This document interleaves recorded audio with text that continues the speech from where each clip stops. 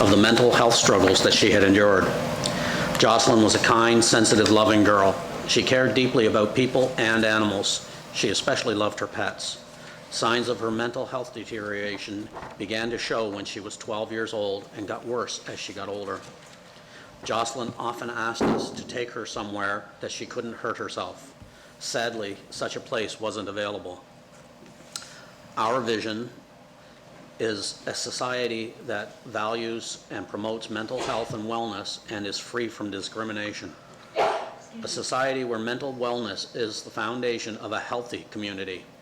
At Jocelyn Stewart Foundation, we are dedicated to helping individuals who are living with the challenges of mental health disorders and suicidal ideations, which lead to help them lead mentally healthy lives. We plan to do this by providing counseling and a safe place for those who are dealing with mental illness. We believe that mental health issues impact social issues, including education, homelessness, and poverty. Jocelyn Stewart Foundation strives to help individuals, providing resources to help move them forward to a more productive life. Our mission is to promote optimal mental health in a caring, non-judgmental, home-like atmosphere through therapy, education, and support for individuals with mental health disorders who feel at risk of suicide. While we are not yet at a place where we can offer the help and resources, we are continuing and making headway. Our goal here today is to present to you what Jocelyn Stewart Foundation is all about, so that you know that there is hope for future generations who are afflicted by mental health disorders. While we are aware that this is a huge task, it is one that needs to happen. With each life that is taken in this manner, a little piece of our hearts break once again. At present, well, let me back up.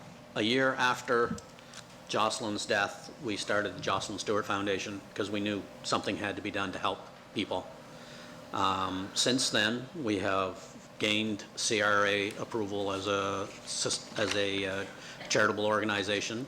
We have designed these cards that detail what to look for and a little bit of how someone can help. They were supposed to be business card size, but there was way too much information, and as it is, there's still not all the information that people need, but it is a start.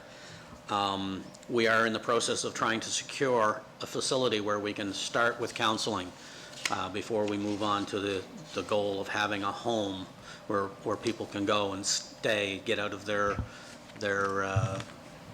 normal lives that are causing some of the problems that they may be facing. These things, like I said, is going to take time and resources, but today it's about letting people know that this is happening and we're on our way. Thank you very much. Is there any comments from council? Councillor Nick Hilton, the mic is on. Thanks. I was thinking about it, but didn't remember pressing the button. But thank you for sharing Jocelyn's story. I know Jocelyn from the curling rink, and we all miss her very much. Working in mental health, I know that there is not enough resources for specifically teenagers having to travel to the IWK the majority of the time to seek any level of significant care. So, and even that is hard to get into. So we look forward to, or I'm sure this council will look forward to, and whoever's sitting around the table supporting you in any way we can. Through other conversations, maybe you could just expand on the type of counseling that you're thinking of, because I know there is some in the community that offer support, but I feel like through our conversations you were specifically looking for like therapeutic counseling by maybe social workers with masters, like more significant care. Maybe you could expand on that for council, because I know that they're probably thinking, do we have this in the community already?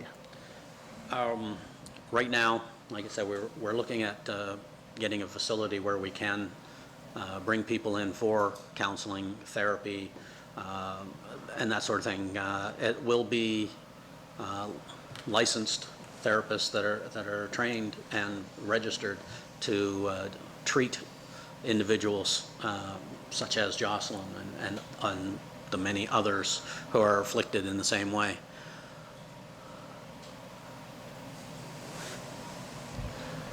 Thank you. Deputy Warden Trevor Cunningham. Well, thank you very much for coming in. Interesting concept, and certainly, additional resources are required in our community because, it's a tragic thing every time that these instances occur, and we've got to try to, as a community, certainly do more in that area. So I'm certain, as Councillor Hilton just indicated, that the council will be, the future council, the next council will be willing to work with you in any way possible to see this move forward. Thank you. Thank you. Councillor Sherry Hurlbert. Thank you, Mr. Chair, and thank you for me express my sincere, sympathies for your loss, and thank you for doing the work that you do. I know it can't be easy, but through the work we're hoping, or I'm hoping that through the work that you do and, the struggles that you've been through, that may prevent, people in the future from not having to experience and go through what you do. So I just want to say thank you very much. Thank you. Thank you for bringing awareness to the mental illness problem that's been plaguing our society for generations, actually. And while you're telling the story of your daughter and what you hope to achieve with her memory, it reminds me of a couple classmates that I had that took their lives due to mental health issues, and there was no help for them then. And hopefully that with partnership through different organizations and possibly the next council, hopefully that her memory will have something to liven everyone in your spirits up, that her death was not in vain due to her mental illness. So I thank you very much for sharing your story with council and the residents of the municipality, and thank you very much, and good luck, and looking forward to hearing from you again possibly in the future. Well, thank you for allowing us to speak. Absolutely. Thank you.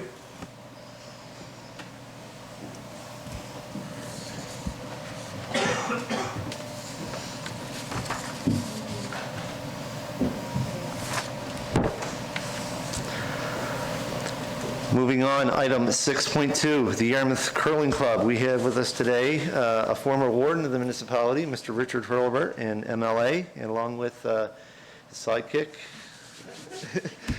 Aaron Sweetie. I'm probably going to get a kick for that. All right, so I'm going to ask you to hit the red button on your microphone. I'll turn it on, and you may continue with your presentation. Thank you very much. Thank you, Warden and Council and staff, for allowing us the time to do this presentation.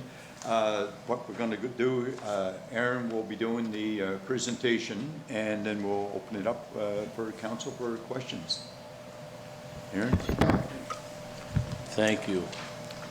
Yarmouth Curling Club, we have need for funding. We've been, I guess our building is, we're trying to change from just a recreational spot to becoming a vital asset of our community. We play a vital role in bringing in people from around the community.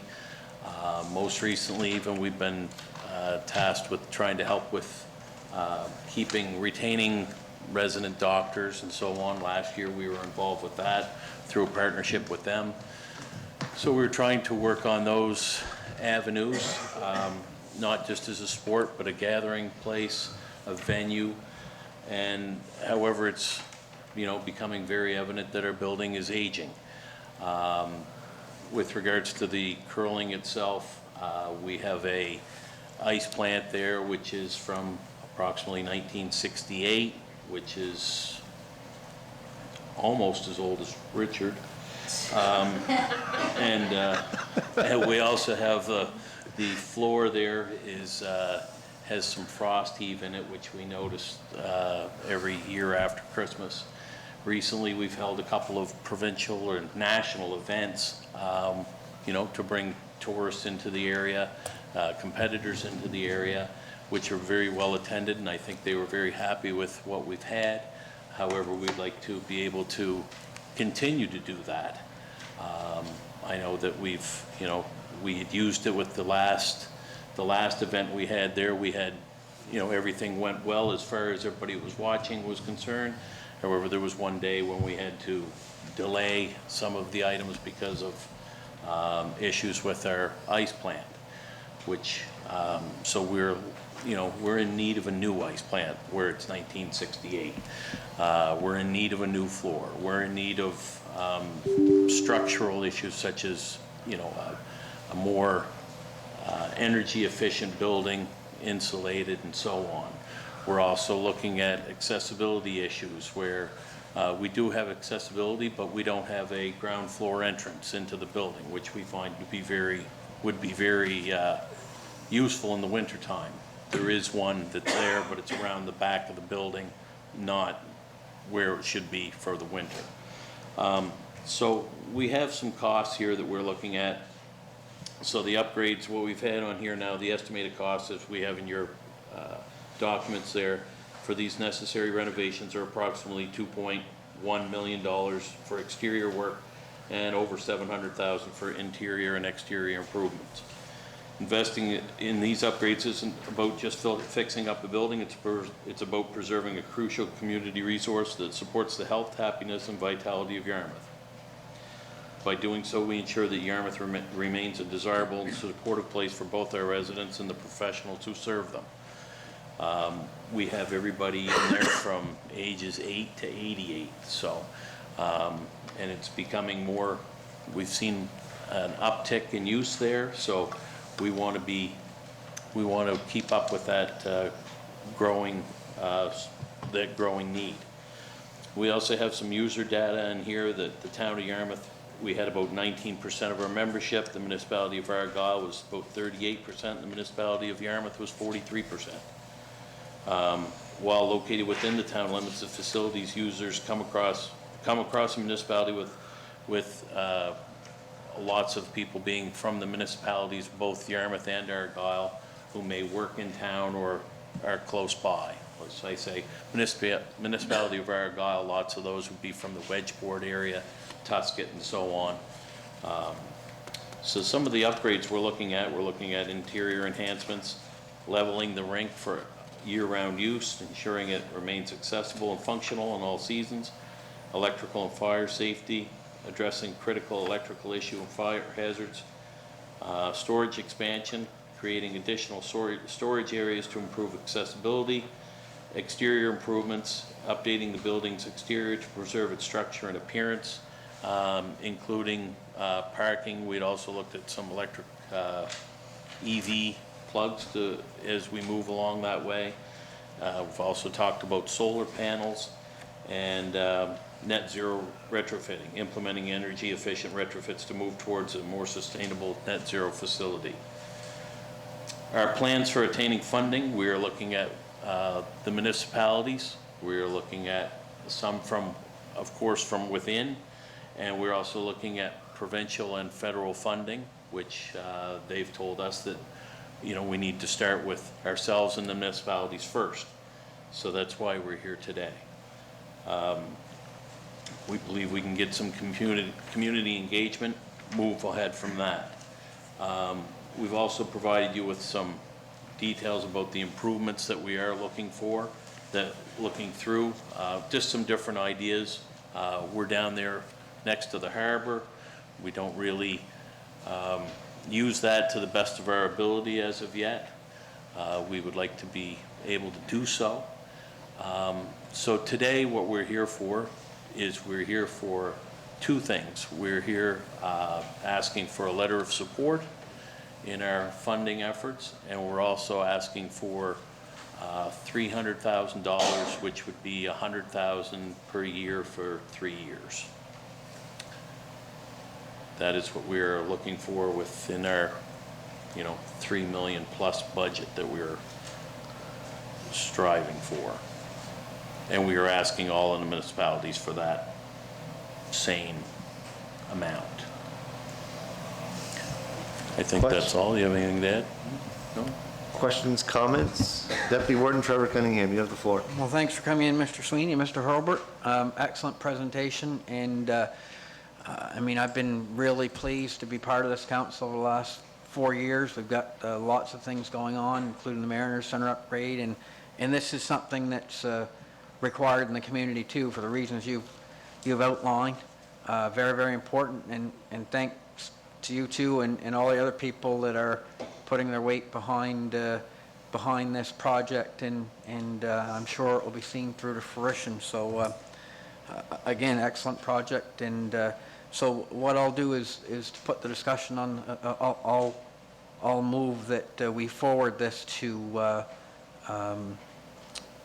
the upcoming council meeting for discussion and approval in terms of the $300,000 ask over 3 years and the letter of support. Typically, we don't do motions during presentations. However, this is just, this motion was just to put it on the docket for, so I'll allow that. Is there a seconder on that motion? Seconded by Councillor Patty Durkee. Any discussion? Hearing none? Okay, Councillor Hilton. Sorry, Councillor Lauren Cushing. Thank you, Mr. Warden. Thank you, gentlemen, for your presentation. I visited the curling rink during my first term, and Councillor Hilton showed me around, and that's been, say, that's 8 years ago, and he needed something then, right? And I think it's a great opportunity to expand the recreation efforts in our Yarmouth County, and this is one way of doing it. This might be a difficult question, but have you thought of just, instead of just improving what is already there, rather than looking at a new spot to build a new complex? We've looked at all avenues, and I think this is the best avenue. Okay. The structure was built, I think it was 1968, and there's been hardly any input into it. You know, it's been maintained, but now it's in dire need. The roof needs to be done, the siding needs to be done, the floor needs to be done. That's the main thing, because when the floor was put in, it was not insulated properly. And after January, when you get to the thaws and the breezes, floor heaves. When you're curling, you have to have a smooth surface. Yeah. So, you know, so we've looked at different avenues, and I think the structure, the bones of the building are good. Okay, that's the main What thing. it needs is an upgrade, and the curling side of it needs the floor done, and a new up-to-date ice making machine that's more energy efficient than what we have now. That one came in on Noah's Ark, I believe, and but it's still working. But they put Band-Aids on it every year to keep it going. So I would like to emphasize, like, we are, every member at the Yarmouth Golf and Curling Club, we're volunteers. That asset belongs to the community. It does not belong to Aaron Sweeney or Richard Hobart. It belongs to the community. We are just the overseers trying to keep it going for the community, to attract new professionals to our community and maintain the ones that we already have here, and for our local citizens. So, but in short, to answer your question, I would say that the best great. plan is the plan that we have Yeah. forward. Is your membership increasing over the years? Yes. Which is very good. Yeah. On And the golf side, it's really increased onto the curling side. Curling side, it is coming back now with some of the, I guess, COVID didn't help, as it didn't help a lot of, I mean, it did help some things, like I said, the golf. yeah. COVID was, some golfer brought that in, I think, but, you know, when it was like, but for the, That's but for, nice.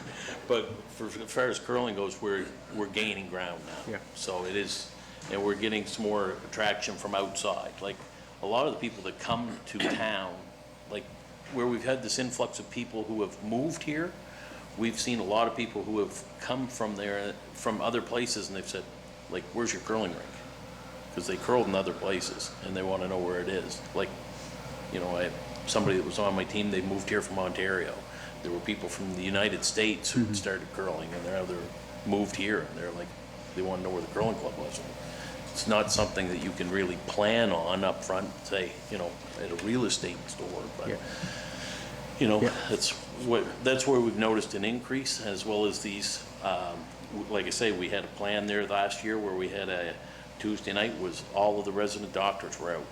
We had like 16 of them there that were there, and they were all out and plan on coming back, ones that are here for a second year, and we plan on bringing the new ones in as well.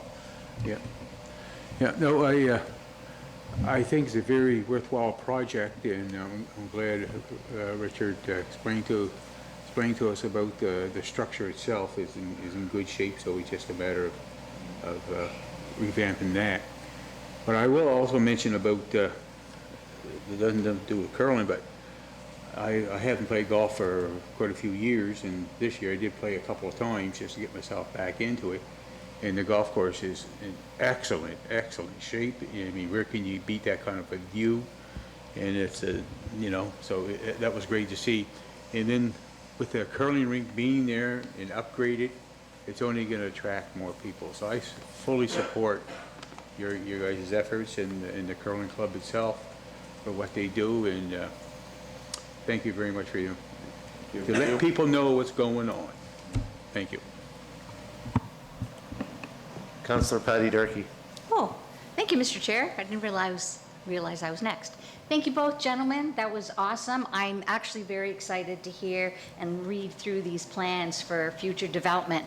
I can tell you, in 1969, I was in grade 4, and I went over to the curling rink because my mom was curling there, and my friend and I, Dougie Hamilton, was the person looking after the curling rink, and he let us throw a few rocks. That was my introduction to curling. So I'm on the doctor recruitment committee, and I do know that there were people who went and really enjoyed it and are thrilled to have it there. So curling is one of those sports that you do not have to be particularly athletic to do. Some people are really good at it, and some people... I don't know what you mean. Some people are not so good at it, because There's my shot back. I have curled, and I'm thinking, gee, when I look at this, it might be more attractive to start again, although I was not very good. But anyway, I really appreciate when community folks and volunteers step up to the plate and run these facilities. And if we can, personally, if I can help convince people to contribute, then that would, if I'm still on council next run around, I would be very interested in supporting this. Thank you. Thank you. Councillor Nick Hilton. Thank you, Mr. Chair. I'm not going to say too much because I wasn't expecting a motion to be made during a presentation, and I am going to declare conflict because I'm on the board of the Golf and Country Club. Just one comment not related to curling or the presentation is that, well, I guess it is a little bit, that we were cut from the Mariner Center expansion 8 years ago, and that's how we ended up with this presentation today. And knowing that we're entering into a $40 million build, the chance of building a new building for any sport of any idea in the next 10 years is probably difficult. So I think it's a reasonable ask, so I'm going to step away for the vote. Okay, please note that in the meeting minutes. There is a motion on the floor. Councillor Allen. Thank you, Mr. Chair. You guys mentioned the amount of memberships. Do you know off the top of your head what you have for memberships, like total golf and curling, what you're running now? Getting close to 500. Getting close to 500. And I was lucky enough to get out and relieve my counselor at the J Strong tournament. Yeah, someone, a little warm and stuff. Do you guys work with groups like J Strong and stuff to bring like juniors? Like, I know when I'm out on the course, and I don't golf that often, but when I'm out there, I mean, the juniors are out and playing. I see it doesn't take a genius to figure out there's a lot of ladies out playing now, I'm just wondering, but for me, the juniors, making sure that we can get kids active and things like that, because, well, you've seen the presentation that was ahead of you. So physical activity is great for mental health. And I'm just wondering, like, do you guys offer programs to help get, like, maybe kids out? We offer free golf up to the age of 16. They only have to pay for their dues to the Golf Association of Canada, which is $25 a year. And that's free for any junior that wants to come out to a golf course. And if you go there, they do schooling, is it Monday afternoons? There's one afternoon that they give free lessons and that, and it's just amazing. They were coming from Carlton and Kemp areas by buses, bringing them in so they could take on to these free lessons and that. Yeah, and it's great to see. And that's, it's nice to get the word out for that. I mean, because obviously doctors and professionals and stuff are it's great to bring that to the community, but it's also great to get the youth out and active. So, I just, as long as people know that that's also going on, because, sometimes golf can be seen as a little bit of a, I don't want to use the word elitist sport, but, but just to make sure that everyone has access to it is a big, because this is supposed to be a community project, and I believe it is a community project, and, we want to make sure that everyone has a chance to access what you invest in. And on the curling side, we've had to kind of pivot a little bit with regards to the juniors because of some of the other sports and what they've, we had one, the day that we had normally, because in the wintertime, we're dealing with curling, there's school going on for the kids, obviously, right? So not as much as golf where you could go out and play during the day. So there's only so many evenings and so on. So we've had to move our time slots to fit in with other recreational activities that have been going on in the community. So we have somebody in charge of that now, and they're taking that part over. We also we have Special Olympics out on the curling side, so, we're trying to take on all the different groups that we can. Okay, thank you, gentlemen. Councillor Durkee. Thank you, Mr. Chair. Just a very quick suggestion. I don't know if you've done this before, but I was a teacher in Ontario, and we would take our grades 5 and 6 classes across the street to the cricket club, curling, and they loved it. So they would go for a few lessons, like during the school time. So it might be something to consider. We do that now. You do? Okay, actually that's what I was had, going to ask. Yes. Like, the issue that we've had is to have the help there to bring, when we bring in those kids. Like last year, I actually had one of the guys that was here for doctor recruitment. He's not. He's the other half of one of the doctors. Right. And had him come in along with one of our juniors who was just out of school, because the kids don't want to see me because I'm old as dirt. That shouldn't matter. And so on. And so we want to make sure that we have them so that they can say, oh, this is kind of cool. What you see the 20-year-olds out there doing it as opposed to the 50-year-olds.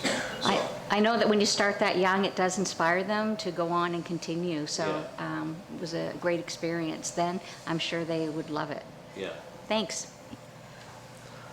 All right, to the recording secretary, there's a motion that's currently on the floor. Could you please read it back as you heard? You have the floor. Moved by Deputy Warden Cunningham, seconded by Councillor Durkee to add the Yarmouth Curling Club to the September agenda for discussion. Was that the motion that was on the floor, Deputy Warden? Yeah, but specifically, I did add for the $300,000 ask over a period of 3 years in the letter of support as requested by presenters. From my understanding, it was just for a letter of support. In the 300,000. In the 300,000?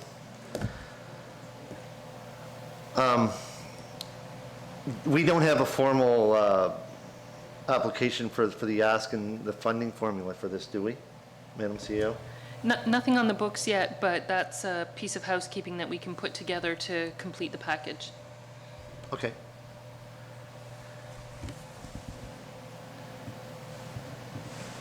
Is there any more discussion or questions? Hearing none? If I may add one last note, we've already met with the province, and the province says, my colleague has told you, it said if the community's in onto the project, we would look favorable onto it. Our concern right now is the uncertainty in Ottawa that we can get our application to Ottawa ASAP, because if there's an election call or if they're after the election, I don't know what's going to happen, and money will be froze for a long time until they straighten things out. So we're just trying to get our application into Ottawa. That's our main goal right now. Okay. So the letter of support. The letter Yeah, of the support. letter of support is what you're Is you're the most really, important. really Yeah. looking for, Yeah. and down the road, the next council will make that decision on the funding, or councils, I should say, because this is not just an ask the municipality district. And we've here. already met with the town, and I'm trying to get on the docket for Argyle. Okay, any more discussion on the motion on the floor? Question being called. All those in favor signify by saying aye. Aye. Opposed? Motion carried unanimously. Thank you, guys. Thank you very Thank much. you. And Adam, I think I'm a little older than you, so you're not as old as Derek, so I'm a little bit older.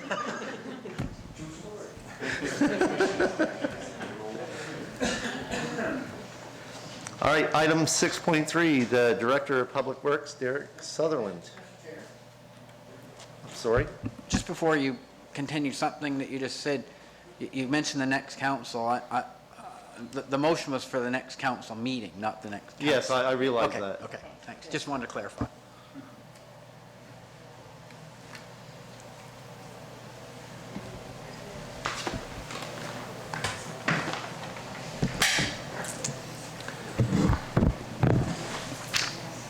Welcome, Derek. You have the floor. Thank you. Good afternoon, Warden Cunningham, fellow council, staff, and public. In your package today, you have our Public Works Council report, so I'll just quickly go through the highlights of that. So under repair, maintenance, and special project highlights, the remaining asphalt work for the Nova West Regional Business Park extension was completed. Work on future extensions and designs has been completed. Installation of the benches and static viewers on the Cape for Shoe Lookoff platform has been completed. Gravel works were completed for Park Drive and Lake Estates Court for this season. Ongoing work with staff on accessibility projects for the administration building and the rec center, along with asset management. Our I&I for the Hebron-Dayton system, this has been a priority project for the department in cooperation with our capital projects team.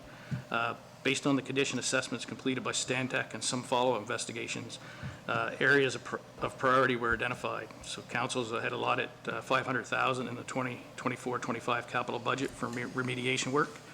To date, chemical grouting injection of 10 manholes with known groundwater infiltration were repaired. I'm glad to report that all 10 of those were successful in stopping the leaks, and these will be monitored as part of the ongoing I&I work. Later this season, work will be done on the main line along the Greenville Road, where we know there's potential hairline cracks and other issues there. Under wastewater, repairs from damage to the Station Road field bed and South Ohio system were completed, and ongoing monitoring is in place there. Routine repairs and changes to tide valves and some isolation valves in the Arcadia system has been completed. Issues with the unflushable items, as previously reported, have dropped off significantly in the Arcadia system, but we still have a bit of a issue with them in the Port Maitland system with large quantities. Department of Environment and Climate Change applications and approvals for the treatment plant license in Port Maitland have been completed, and with operational approvals out to 2035. New connections have been made to the Hebron-Dayton system with new homes within the Park Drive and the Sealand subdivision. General operations and budget. Summer work has been busy. Hiring for summer student was not successful, which put extra mowing on the full-time staff, so timing on some routine work has been affected. Brush trimming along our sidewalks has been completed. Many of the rural sidewalks have had heavy growth crowding into the walkways. Both our Public Works staff, Trent Harding and Chris Weatherby, have completed their New Brunswick Community College wastewater collection courses and are now preparing to write for their provincial wastewater collection licensing. In our operational budgets, things are on track at this time. Overall, the Public Works operations are moving into our busier season as we prep for the winter season and undertaking projects and maintenance that need completion before that weather sets in, along with continued mowing, which seems to be later and later each year. So, Thank you very much, Derek. Glad to hear that we're on track on budget. Nothing's worse than a surprise or two that can throw that budget way out of whack, but open up the floor to questions. Deputy Warden. Derek, thanks. Your department's obviously been pretty busy, so thanks for all the hard work and lots of great projects there. And it's what you don't see often that's the most important, all that stuff that's buried. So, in any event, just one quick question about the Nova West Regional Business Park.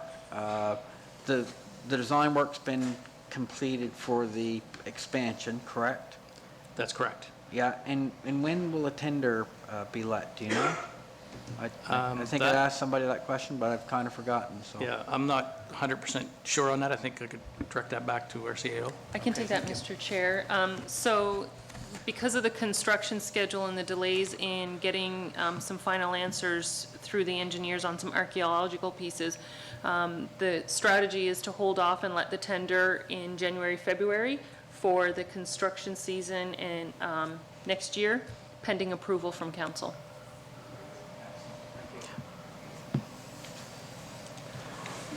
Any more questions, comments? Councillor Sherry Hurlbert, you have the floor. Thank you, Mr. Chair, and thank you, Derek, for all of your hard work and your staff's hard work. So when we have talked at some length about the Hebron-Dayton system, so am I correct in assuming that this, what you've outlined here, is fixing the majority of those issues? That's correct. That's correct. So from the report from Stantec, we highlighted what we felt were the largest infiltration areas and Okay. issues, and we tackled them first. Okay. To see. So we know there are other areas within the system that need attention, but there's other components of it that we need to address prior to that. But these were highlighted as I'll say the high-level issues. The So we biggest tackled them ones, first, yeah, yeah. okay. And lots of great things in here, but I just want to say the benches and the static viewers at Cape First Shoe add a great, yeah, they're great. Looks good. Yep, that Thanks. is a nice feature out there for sure. Any more comments, questions? Thank you very much, Derek. All right, thank you. And hopefully we have no unforeseen surprises come up in the future. I said hopefully. All right, moving on to item number 7, correspondence for action. Municipal and village codes of conduct. Item 711. 1, draft 2024 Councilor Code of Conduct. Why do I always seem to get tied up on a word here and there every year, every council meeting? And item 7.1.1.2, the 2020 Councilor Code of Conduct. Madam CEO. Thank you, Mr. Chair. So in your package is the correspondence from the province regarding what we knew was coming in terms of a code of conduct for municipally elected officials that would be somewhat standardized across the province. In the package is a summary of the process that was undertaken, the recommendations that were submitted to government for consideration, and government's decision on those, along with a recommended prescribed code of conduct, as well as the recommended sanctions framework and possible sanctions to be imposed. At this time, the ask is for council to have in place, prior to the swearing in of the next council, an updated code of conduct that meets the minimum standard in the template that was provided by the province. In the package, I provided for council the code of conduct that was used when the 2020 council was sworn in. But I've also provided a draft 2024 code of conduct which does 2 things. It shows council highlighted in the purple the pieces of the templated code of conduct that correlate to the existing code of conduct. So for example, 3.1.A, in brackets I have at the end, section 2.A, that means that that item is in the standard code of conduct from the province, but it correlates to an existing language that council already had. Then what I did, I superimposed, highlighted in yellow, items from council's existing code of conduct which were not in the templated code of conduct from the province, and am submitting this to council for consideration, and hopefully moving forward prior to the election on October 19th, to have an approved code of conduct for the next council. Deputy Warden. Right, I'll move that the Municipality District of Yarmouth forward the draft that's been presented at this meeting to our upcoming council meeting for discussion and potential approval. Your motion on the floor, do I have a seconder? Second by Councillor Patty Durkee. Discussion? Councillor Durkee. Thank you, Mr. Chair. I just need to say that I am absolutely thrilled to see this come forward. I know that the process has been a long one, working with the province to come up with a standard code of conduct. I was involved on NSFM when this started, and I will be very honest with you that during my first 4 years on council, there were incidents that were inappropriate, and it was very difficult, and NSFM and the rest of the province and councils did not have a code of conduct in place that would make a difference. And so that's how this actually got started. There was some behavior that was inappropriate, and nobody knew where to turn. And so there was, NSFM brought it forward and finally sat down with everybody and understood that across the province there had been some major issues where people were acting inappropriately, and therefore was brought to the table and brought to the province, and we're finally, 8 years later, finally getting this in place. So I'm very appreciative that this is finally coming together. Thank you. Yeah, the code of conduct thing has been something the NSFM and a lot of different people has been working on for 8 years? No, not quite that many. Because I remember going to the NSFM and getting updates for at least 3, well, 5. Yeah, 5. It's been 5. And there's been a lot of people in it's something that needs to be done, and it's going to be universal across the province. So that's the main thing. So we all know what to expect, no matter what municipality councillors serve in. Councillor Hurlbert. Thank you, Mr. Chair. Through you to Madam CAO. Can you just help me understand? In our code of conduct, are there timelines and processes in there, or are we linking those back to the provincial one and that covers it? So that was a question I had. In the draft code of conduct, section 21 and section 23, Right. I've not proposed any language because I wasn't sure council's position on Appendix B and Appendix C in the package from the province. So if council have reviewed the package and they generally feel like the processes and the frameworks in Appendix B and C, which B is the sanctions framework and possible sanctions, and Appendix C is the recommended complaint and investigator process. If council would like to have me insert that in the draft policy for your discussion and debate at the council meeting, I'll do that. And I do remember that there has been discussion about adding timelines to these processes so that people involved can have a sense of, what it looks like to walk through a process. So we can definitely take a look at that.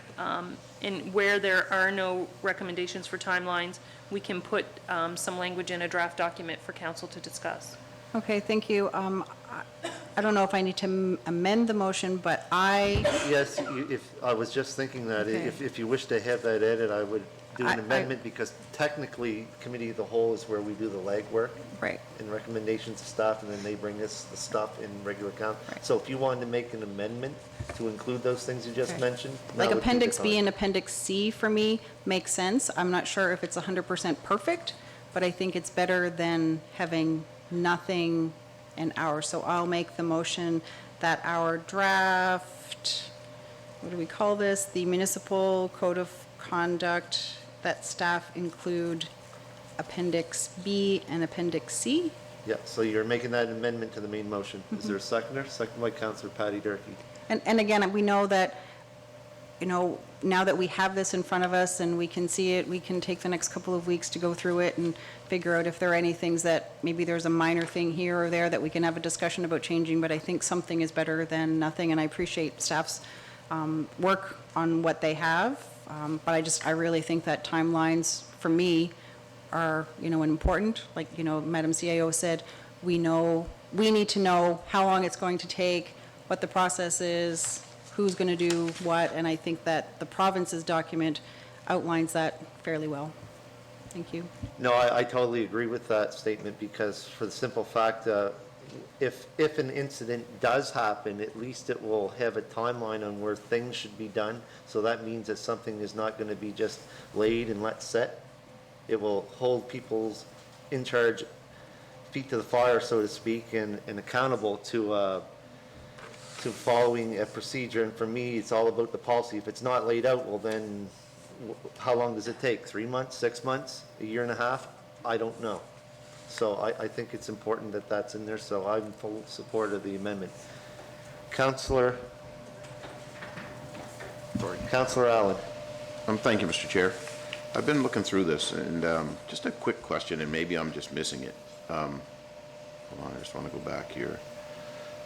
The reporting, it says about reporting. Reporting breaches, persons who have reason to believe the code has been breached in any way are encouraged to bringing their concerns forward. To whom? So earlier on, it talks about bringing it forward to council, who would then refer it to an investigator, who would make the determination on whether or not there was even a breach. So that section 20 is being brought forward from the old code. So to council as a whole? So what if it's a member of council making the... It still goes to council, and if there is an allegation about a particular member of council, they are not privy to that conversation. They have to declare a conflict. It's the whole package provides for that framework. Section 20 in the draft that is under debate on the floor, Mr. Chair, through you to Councillor Allen, that basically is whistleblower protection. So that if somebody is compelled that something needs to be looked at, that it's stipulated in the policy that there would be no adverse effects toward them because they've raised the concern. It's just when I was reading this and I read that particular paragraph, it just said about bringing it forward. Yeah. There was no mention of where to. I didn't know if that should be in there or not, or is it just an assumption that it gets referred back to a different section as to where it gets reported to? And we can put that section reference in there for clarity. Okay. Yep. All right. Thank you. Any more discussion on the amendment on the motion on the floor? Hearing none, all those in favor signify by saying aye. Opposed? Motion carried unanimously. All right, back to the main motion. Is there any discussion on the main motion on the floor? Seeing none, all those in favor signify by saying aye. Opposed? Motion carried unanimously. Thank you very much.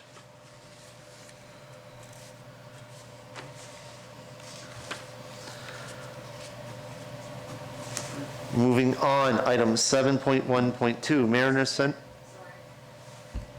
I'm sorry, I'm missing lights and words and everything today. Councillor Durkee. Thank you, Mr. Chair, and sorry, I know we've already voted on it, but I was just looking at Appendix C, the recommended complaint and investigator process, and it says the municipality will appoint a person or entity other than a council member to receive and investigate complaints. So I'm not sure if the direct complaint goes to council or to an investigator, but that's something that we can review and figure out before the next meeting. So are you willing, or do you want to make a motion to make sure that that's in there? That's in Appendix C. No, that is in Appendix C. Sorry, I turned to my, Yeah. no, I'm not going to make the motion. I think that's just something that we can, I'm leaving it all for all of us to have a quick review of the documents, and we can bring it forward at the next meeting. Yeah, okay. Moving on, item 7.1.2, Mariner Center Board of Directors request. Thank you, Mr. Chair. So council's in receipt of a request along with its partners, Argyle and the Town of Yarmouth, for the capital contribution to the Mariner Center Management Authority for this fiscal year, 2024-25. At the time that this council approved their operating budget, estimates were made on what this ask would be, because the ask is actually late. It's approximately 6 months late. And so the ask for the municipality of the District of Yarmouth is $46,585. And we have sufficient funds in the operating budget to satisfy that ask at this point. So someone willing to move that to regular council for Councillor Daniel Allen? Yes, I'd like to make a motion to move this to regular council for approval and consideration.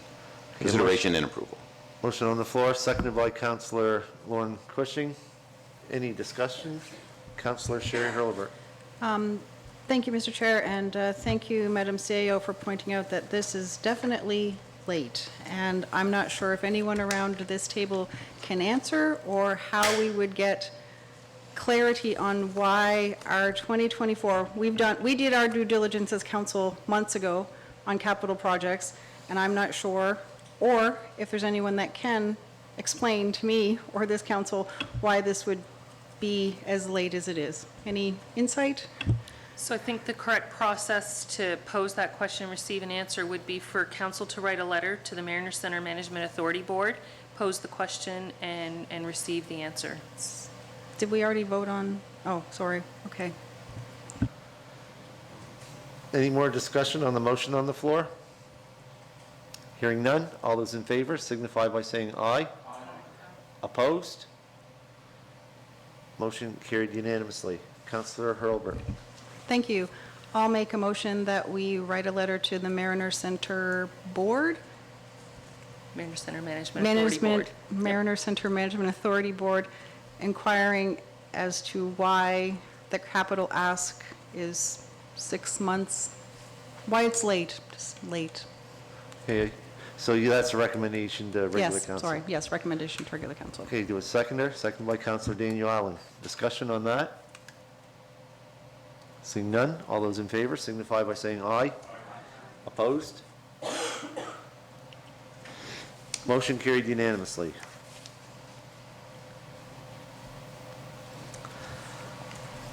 All right, item 7.2, for information, we have four packets of information. One from the Yarmouth Hospital Foundation Annual Report for 2023, board appointment of the new CEO for the PVSC, response from the Honorable Minister John Lohr, the 12 months notice letter, and item 7.4, the response from Minister Maslin of Public Works regarding brush cutting.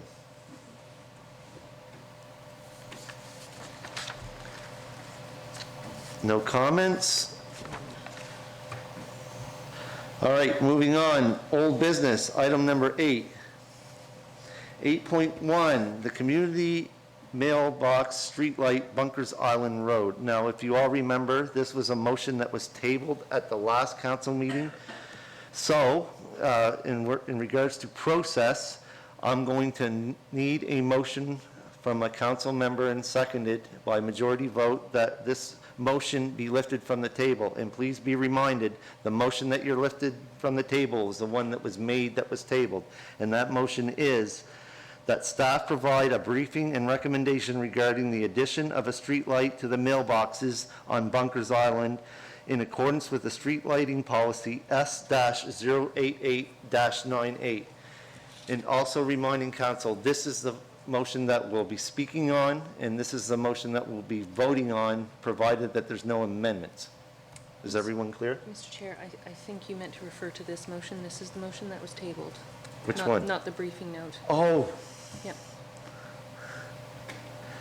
okay, my apologies. The The motion that I needed lifted from the table is to put a street light over the mailbox area on Bunkers Island. That's the one, correct? Right, yes, Mr. Chair. Councillor Hilton? Mr. Chair, can you further explain the request to move to lift the motion from the table? So at the last meeting, the motion was tabled with the request that staff bring a briefing note for discussion. We're not lifting the motion from the table. The motion is back on the table now. No, I need a motion from council to lift that from the table, then we can discuss the briefing note. Why? Is that correct, Madam CEO? So the way I understand the Roberts rules is even though the motion to table the motion was for a specific time, in order to have it on the floor for debate, there does need to be a motion to lift it from the table. That's all the motion is. Okay. It just means putting it back on. I'm sorry if my discussion was wrong on that, so. I'll make that a motion. So you're making a motion to lift from the table to put a street light on the mailbox area in Bunkers Island, correct? Yes. Okay, motion on the floor, seconded. Okay, a motion on the floor to lift from the table. I need a majority vote. All those in favor signify by saying aye. Aye. Opposed? Motion carried unanimously. All right, everyone, the motion is back on the floor that was tabled. So, Mr. Chair, I think what I need to do is speak to the briefing note in order to inform council's debate on the motion. So if that's okay, normally staff speak after councilors, but if it's okay, we'll just reverse engineer this for today. Yes, we can. So the briefing note is largely complete. However, in order to provide council with the briefing and the recommendation, there had to be an analysis done on the total exposure to the municipality in terms of basically setting a precedent and installing a street light at a community mailbox. There are no municipally owned street lights over Canada Post community mailboxes currently. So there was data that I needed from Canada Post in order to provide the financial analysis and understand kind of what the total exposure was to the municipality. I have been working with Canada Post. It was an unusual request for them to receive. And so what I can tell you is this morning I spoke with the supervisor again, who's responsible for this section. He has made the request to his supervisor to release the information to the municipality, but we do not have it yet. So I'm unable to complete my briefing note. So my recommendation would be that the motion be tabled again until such time as council can be provided with all the information. Councilor Nick Hilton. Thank you, Mr. Chair. I have to say I'm disappointed in this. I think the motion actually was to review the policy. I'm not sure if it was to go out and do additional research. The policy is very clear under municipal infrastructure that you can put a street light over a community mailbox. We are told time and time again to stick to policy and procedure. When I have a request, I go through our policies and procedures, I make sure it fits. And I've done that in this case. I did that in May when I made the initial request to bring a briefing note at that time. I have to say I'm disappointed that I'm not going to be able to address that, a simple street light in this current term. Deputy Warden. So, and I do understand, you know, wanting to get this item dealt with, but I also understand that, you know, there's lots of potential spots around that. I know everybody in every district has community mailboxes that people have probably requested a street light. I know there have been some in my district, like historically, people have requested a street light and we haven't put them there. So I think it is probably wise to get a total exposure information, because if it's 1 or 2, but if it's 50, that might be a different thing. So given that, I will move that we place this item back on the table, so to speak, until such time as we have the complete information and staff's able to undertake the analysis is required for council to consider this matter further. Okay, so you made a motion to table this once again? Okay, a motion on the floor to table, seconded by Councillor Lauren Cushing. Discussion on, no, there's no discussion on that. Okay, since there's no discussion, I'm going to call for the question. All those in favor of tabling signify by saying aye. Aye. Opposed? A vote of 5-2. The motion is tabled. Do you wish your names recorded? I seen one, yes. Yes. All right, moving on. Councillor Durkee? Thank you, Mr. Chair. Through you to our CAO,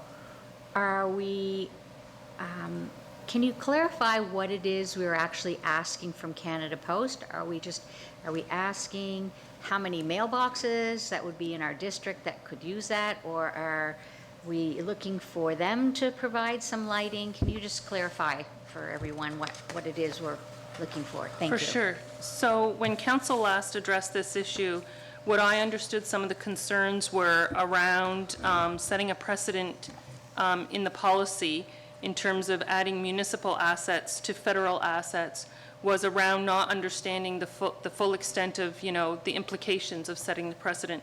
So I understand the motion that was duly made and passed for staff to write a briefing note and a recommendation was to undertake that analysis and provide council with all of the implications with moving forward with the request of Councillor Hilton. What was asked of Canada Post was not necessarily the locations of the mailboxes, but just the number of community mailbox locations in the District of Yarmouth. And I have spent hours on the telephone and writing emails requesting that information, and it has been very difficult to even get a person to speak to me on the telephone.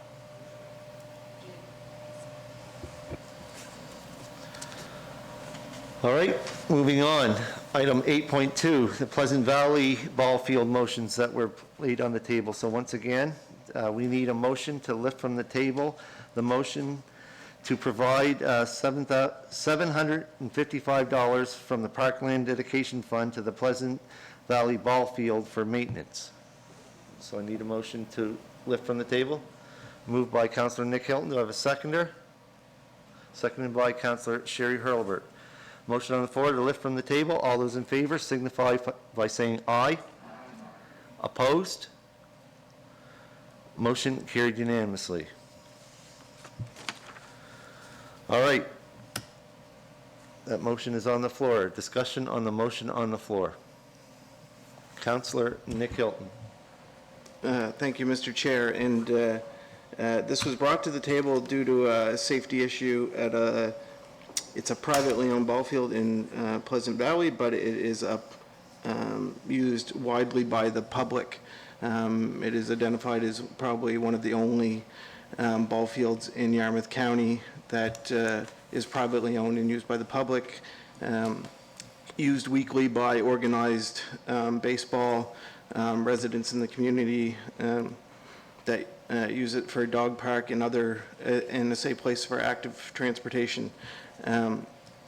It was brought to me again since the last meeting by Jeff Gates, who held a practice for his, I think, under 15 ball team, and the condition of the infield was putting kids at risk. So yes, it's privately owned, but we're not liable for that by providing a little bit of soil to a community asset. It is, like I said, it is privately owned, but through the Parkland Dedication Policy, we have the ability to provide money for capital improvements. It says to municipally owned or managed trails, parks, playgrounds, and similar public purposes. And it's the similar public purposes I believe that this fits in. It's the same thing we did for the playground at Meadowfields, and that's how we were able to leverage $15,000 from that fund. And that was not done through the grants to organizations. And in this policy, it talks about needing to fit within the strategic plan, which it does under people in support of recreation and active living. So again, I feel like I've had a community request. I've gone through the policies and procedures to make sure that that request fits. We're taking funds from parkland dedication for any time people subdivide their land for the purpose of supporting community organization or community recreation and active transportation, placemaking, those types of things. I believe this fits. It's an asset that we can't afford to take on and shouldn't want to. We can provide a little bit of soil to better the condition of the field. We just drop it off and we walk away. Their in-kind donation is the continued upkeep of the grounds. This is not my district. I'm not doing this because I gain votes from it or anything at this time.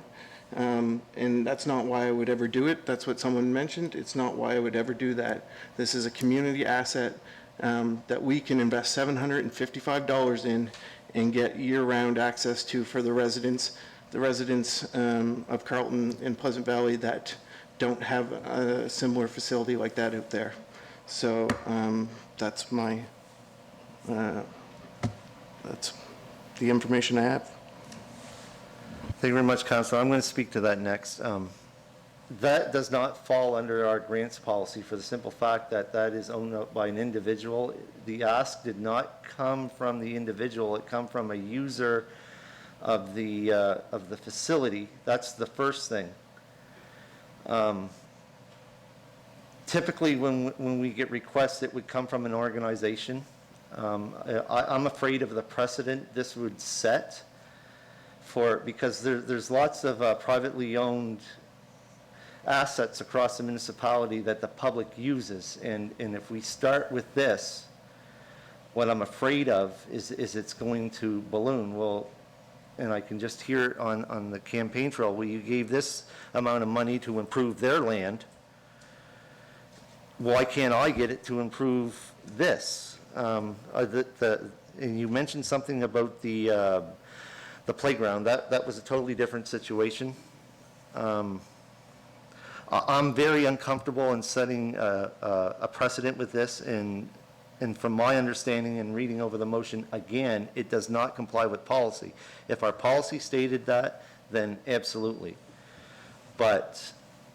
And I don't disagree that field that you're speaking of is used by the community. It's used by many people in the community. It was used by my wife here just last week for some dog training with a group of people. But that is still on a privately owned piece of land by an individual.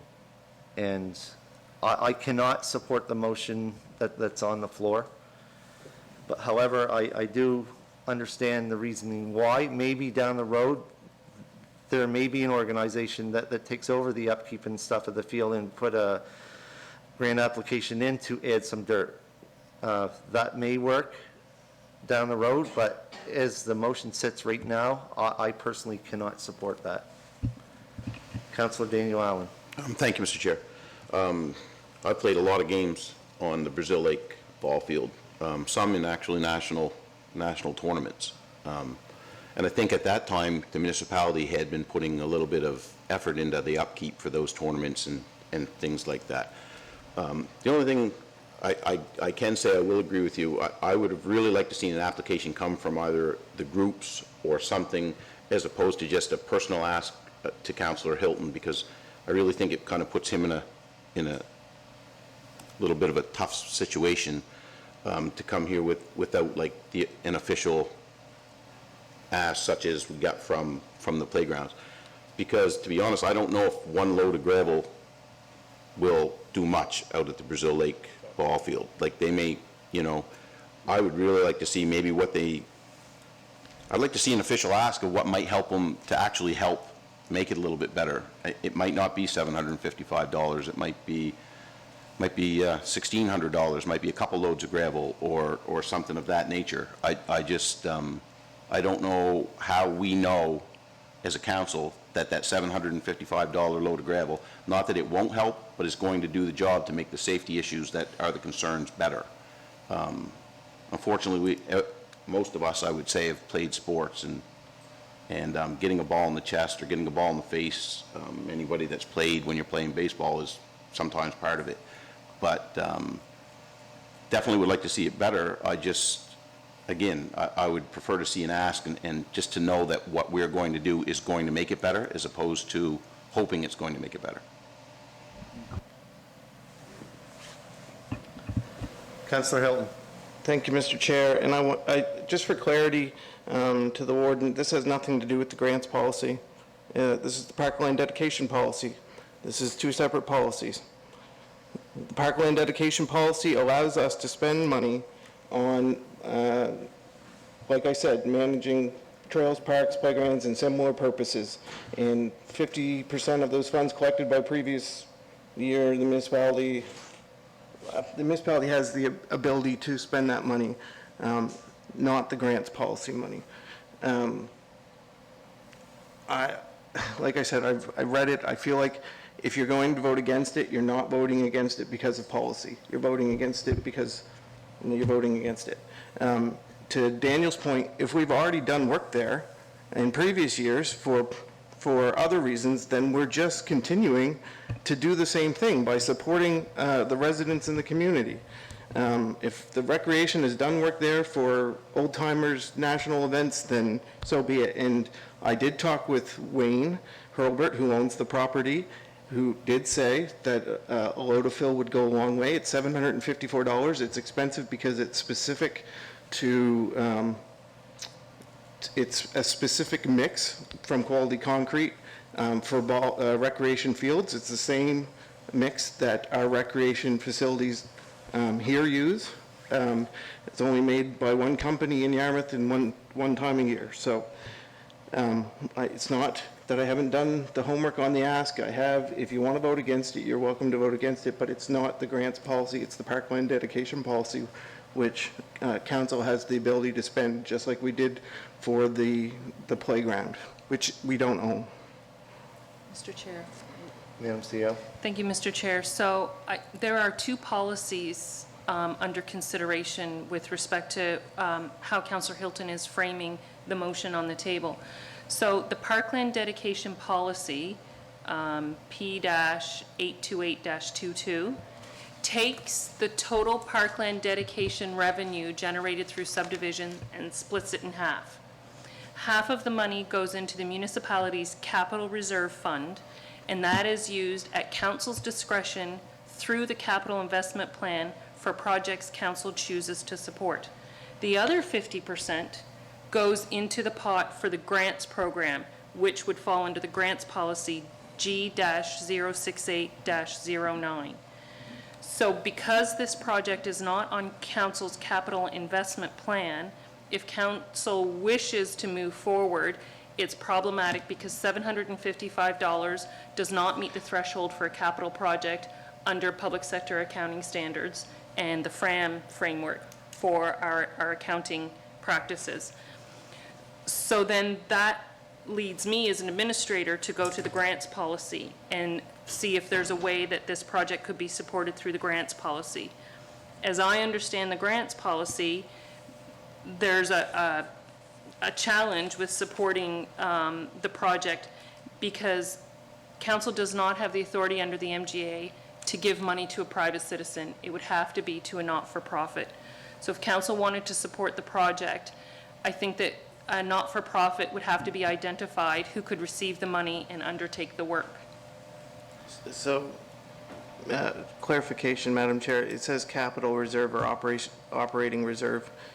Does the framework still apply to the operating reserve if some of the money's there? Could you not take it from that reserve? Well, in fact, Councillor Hilton, through the chair to you, there is money in the contingency fund for the grants program that council could fund this through, so there wouldn't even have to be a draw off of the operating reserve for that. But to your point, contingency fund for grants, I didn't think that it met those requirements for the grant contingency.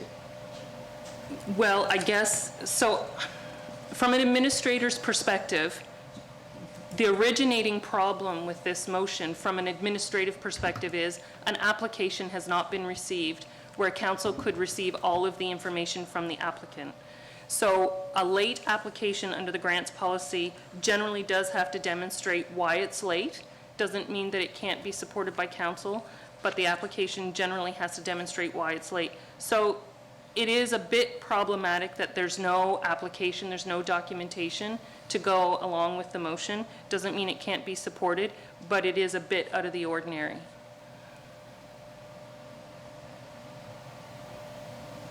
I still think it fits. As the CEO had said, it goes to an individual, and that is my big problem with that. We're buying the load of gravel. There's no change of money. Are we going to buy loads of gravel for everybody sitting here in the audience and watching online? I don't think so. If you have council make a motion to do it. It wouldn't pass under the MGA, Counselor. All right, who's next on the docket? Deputy Warden. Yeah, and I guess conceptually, I don't have any big issue with the amount of money. I think probably it's you know, people play baseball there and so forth. So for all those reasons, I mean, sounds like a good project, except we do have legislation to follow and so forth. I don't know who the check's going to be made to. If you're dropping off loads of gravel, that's a whole different thing. I mean, this is a very, the way in which this has been undertaken is very, very different. So I wouldn't be able to vote for it based on that. Not saying it doesn't, you know, putting the material there doesn't have some merit, that the community won't derive some benefit on that. I agree. But procedurally, process-wise, we've got no presentation, we've got no documentation, we've got no legal entity to write a check to. For all those reasons, I won't be supporting the motion. If somebody comes forward and there's a way that we can transparently give those dollars and that we're not just dropping off a load of gravel to I mean, I think we know who it is, but, well, I guess I don't know who it is. There's nobody named in it. So for all those reasons, I mean, I just can't support it. If the ask comes through a more conventional, to council in a more conventional way, that I can explain to somebody easily why it is we granted $755 or gave a load of fill to somebody or some such thing, I'd be all in favor of it. But at this juncture, that I don't have the answer to those questions, so therefore I just can't vote for the motion, no matter you know, what level of community benefit would be derived. So that's what I'll say about that. Thanks. Councillor Lauren Cushing. Thank you, Mr. Warden. Unfortunately, this is one of those items, it's a very small amount, $755. How do we know exactly what it's going to be used for, number one? Number two, I don't believe we've had a request from the owner of the ball field or a team or whatnot that's actually applied for some funding for what, you know? So I know it's only $755. That's not the issue. The issue is just how do we let this kind of stuff continue without proper procedure? And unfortunately, like I say, $755 and all that, but I really can't support it because of the nature and how it come to our attention. Thank you. Councillor Patty Durkee. Thank you, Mr. Chair. I would really like to be able to support this. I am all in favor of community organizations and trying to make things happen. So my question is, how can we support this? What process do we have to follow, or do they? are the ball teams and nonprofit organizations, and if they do apply through our grant program, then can we make that decision? We decided when we did grants, as I recall, we didn't spend all of our money, and we also had discussed that people could apply late because we said there was no limit at that point. So through you, Mr. Chair, to our CAO, how can we make this happen? Great question. So for example, if Yarmouth Minor Ball was a registered society, they could make an application, a late application under the grants policy. Council can receive that. And if it's the wish of council, council can make the donation, and they can, that association can improve that particular ball field. Thank you.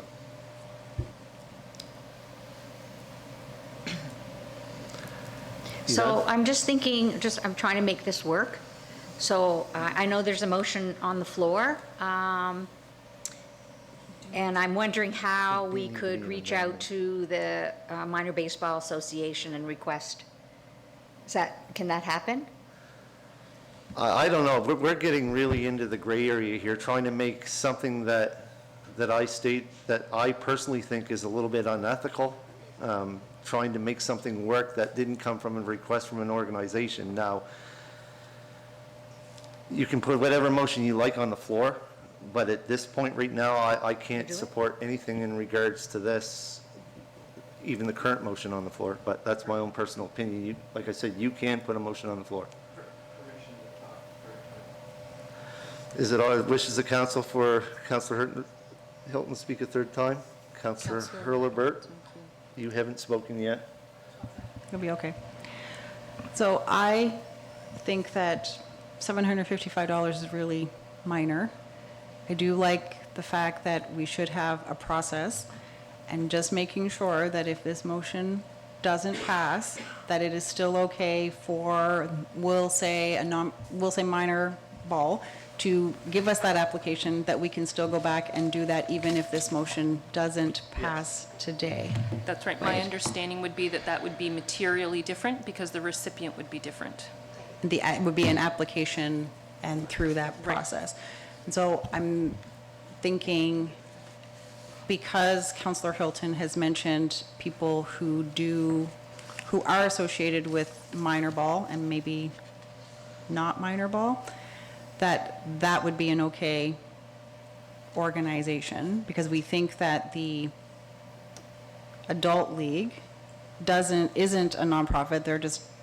They're people who just get together on a regular summer schedule and play ball, I'm assuming. They aren't a nonprofit, or they're not a officially organized group of people under any ball association?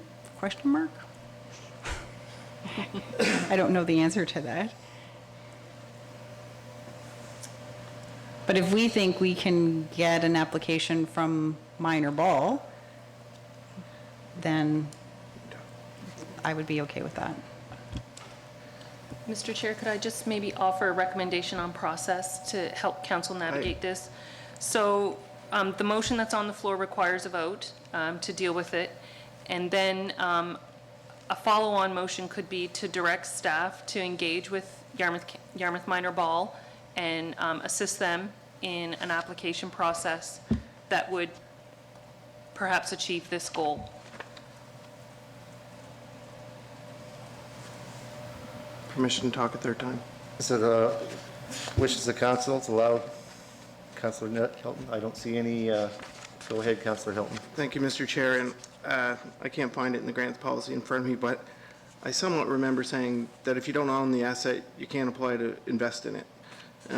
So having minor ball do it, I don't think works either. So I do think that through the parkland dedication policy, I've read it, I've interpreted it, it's in our strategic plan. I made the motion the way I made the motion for a reason, because that actually fit our policies in some way. But I don't know if I can, but I will make a motion. Can I There's already a motion Can on the I floor, remove Councillor. the motion on the table as the one that made it? Because I'm not going to make you vote against it. It's not fair to them. Where is that? Just hold on. There's something I think you can do. Yeah, there's a motion to rescind. I'll make a motion to rescind the motion on the table. It has to be agreed to by the seconder, Mr. Chair. Yeah, is that agreed to by the seconder? Yes. So then they have to vote. Yeah, and it has to vote, and it has to be a 2/3 majority. So a motion on the floor to rescind. Just making sure if it's not debatable. It's not debatable. All right, a motion on the floor to rescind, and need a majority, 2/3 of council to rescind the motion on the floor. So, motion on the floor, all those in favor signify by saying aye. Aye. Opposed? Motion carried unanimously, the motion's rescinded. Councillor Hilton, you still have the floor. Can't debate it, so I think I'll...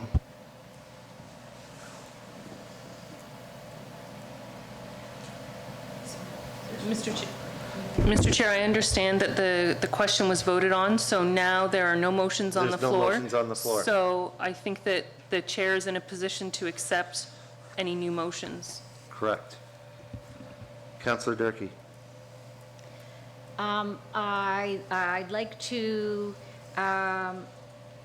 I'd like to make a motion that we ask staff to reach out to the organization to see if we can ask them for a grant, if they can put forward a grant proposal to assist with this request. Okay, a motion on the floor. Do I have a seconder?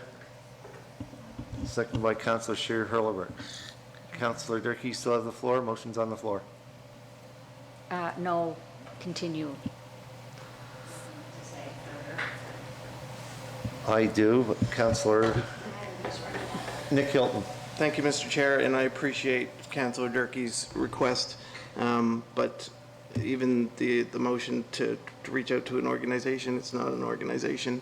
It's different. The whole thing about this was different, and that's why it had to be done through a different avenue. So I think we can just, I'll reach out to them, the group in charge of taking care of this asset in the community.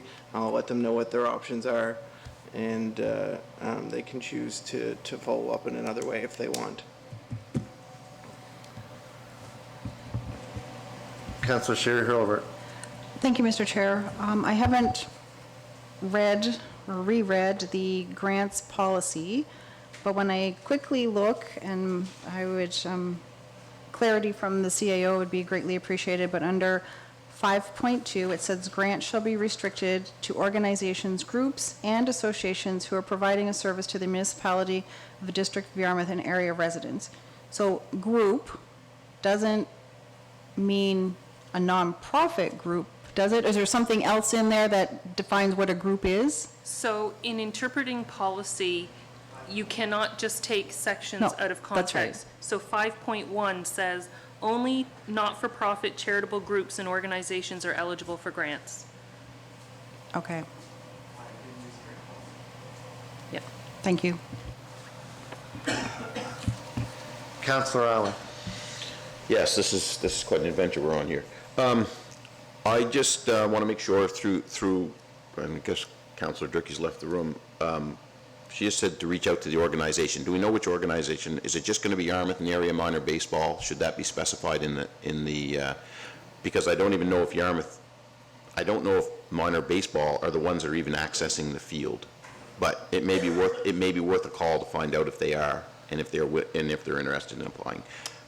But I just want to make sure So, that we Mr. know Chair, who we're reaching through- out to. Yeah, through you to Councillor Allen, you're right, the motion is not specific on who to reach out to. My interpretation, based on council's conversation, is that staff would start with Yarmouth Minor Ball. If they're not interested, then, we would bring it back, or, yeah. I'm going to say something before I open up the floor to other questions, because Councillor Durkee was out, then she come back and hit the mic, and I think I have a big problem with the motion that's currently on the floor. So we're reaching out to organizations to spend taxpayers' money without even being asked, them putting forward the ask. I think it's unethical what we're trying to do. I understand why you're why we're looking at this, but at the end of the day, I think it's totally unethical because, number one, it appears, and this ball field's out in my district, it would appear that if I voted in favor of this, that I'm trying to pander to get votes, and I'm not. I have a real problem with the way that all this is going down.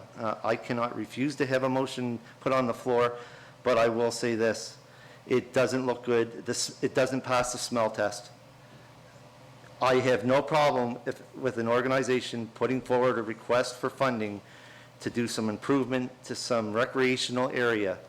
It is questionable about who owns the land, but the rabbit hole we're going down now is, in my personal opinion, as a counselor for District 1, very unethical.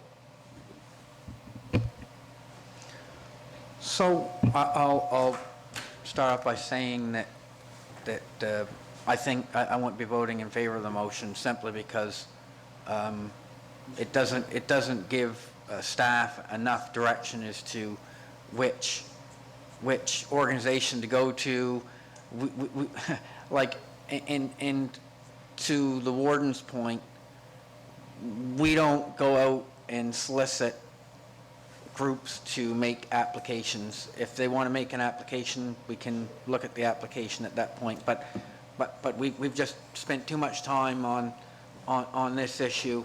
I mean, I think it would be wise to rescind the motion and let's move on to the next item. That's my advice, but that's where I stand. Others will, if somebody made the motion, then they can either have it stand and be voted on or can be rescinded. Okay, thanks so much.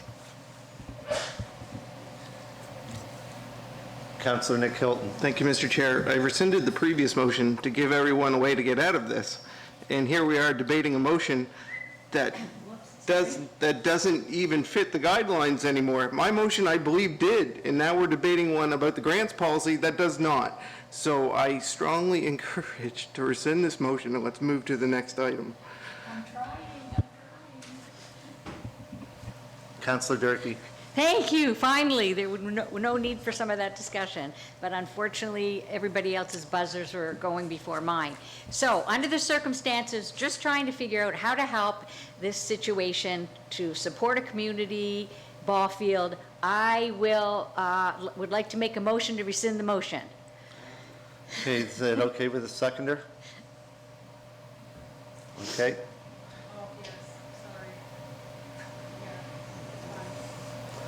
Okay, remember, that's not debatable. We need 2/3 majority to to rescind the motion that's on the floor. So all those in favor signify by saying aye. Aye. Opposed? Motion carried unanimously and motion is rescinded.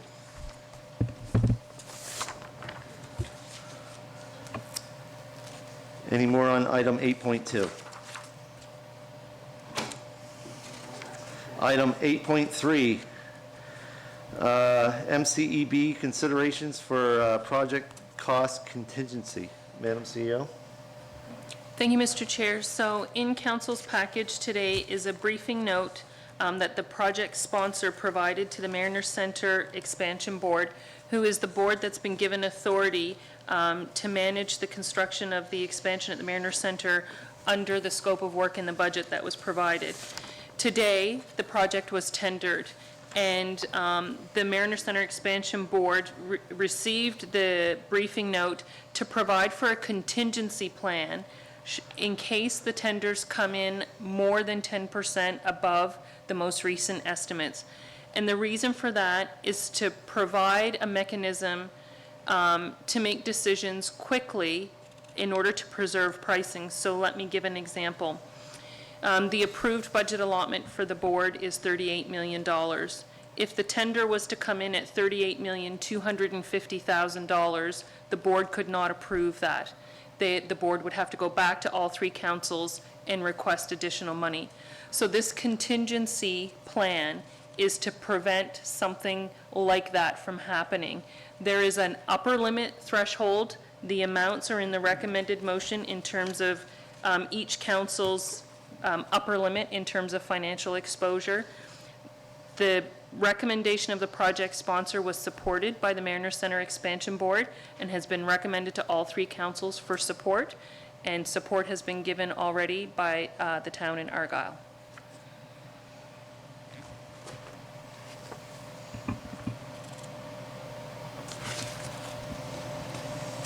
Deputy Warden? So I'll move that Municipality District of Yarmouth forward this to regular council for consideration, and the amount of the contingency would be 1.63 million, and our share would be 38.66% of that on the upper bound. That would be the max. Yeah. Okay, a motion on the floor. Do I have a seconder? Seconded by Councillor Daniel Allen. Discussion? Deputy Warden, you still have the floor. Oh, sorry. My apologies. Councillor Sherry Hurlbert. Thank you, Mr. Chair. Through you to the CAO, this has been recommended to regular council. Does this need to be ratified before regular council, or is it okay that at the end of September, we take care of this? Or should it be taken care of beforehand? And if it should be, should we make a motion to do that? Regular council's on September 18th, and the tender doesn't close till after that. So I think we're okay to adhere to our normal procedure. So just to be clear, Mr. Chair, if I can, I know a motion's on the floor for discussion. So this motion is for one part of the recommendation. So it is for additional capital funding up to $630,000. Okay. Okay, thank you. Councillor Hilton. Thank you, Mr. Chair, and today is kind of a big day when you hear that the project was tendered. It's the first time in 25 years that Yarmouth will be constructing a major project, one of this size, probably the biggest investment in a building that we've seen. So it is a big deal, and congratulations to the Expansion Project Committee and Mark. I can't even remember his last name. Talk to him every day. Brophy. Yeah, Mark Brophy. We wouldn't be where we are without him and his team, and we would be probably above budget if it wasn't for him. The work that they've done, the hours they put in, it's truly amazing. So this recommendation, the way he explains it is that we're just putting a contingency in place to limit our risk when we get our tender responses back, in case we are the ones we get back are a little bit over budget. We have the ability, the flexibility to move forward with it and not put the project at risk, because if we don't accept the lowest one when it comes in, the next one's probably going to be even higher. So as time moves on in inflation, so it's nice to hear that Argyle and the town are on board, and I agree with the CAO. If we move this at regular council, we're still plenty ahead of schedule. I guess to my fellow councillors, if you have an issue with it, today's the day to voice that issue. We want to know that at regular council that we're going to approve it.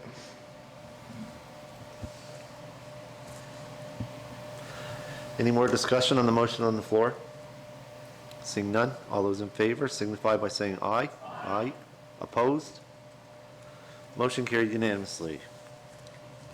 Mr. Chair, there's a second part to this piece. Okay, go ahead, please. So in addition to the recommendation regarding the capital contribution, the briefing note and the recommendation from the MCEB also includes preparations to provide for bridge financing for the project writ large. So we know that there are several streams to finance the project. There are federal dollars, provincial dollars, municipal dollars, and fundraising dollars. And so as the project moves into the construction phase, the money is going to come in at a different pace depending on which stream it's coming from. And so as the project committee begins to prepare their cash flow projections, again, there's a recommendation to provide a contingency plan should the contributions from the funders not exactly line up with the requirements to pay invoices.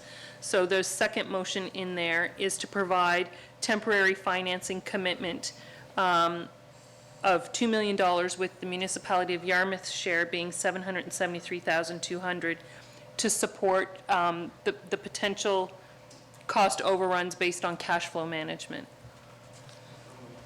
Moved by Councillor Nick Hilton, seconded by Councillor Patty Durkee. Discussion?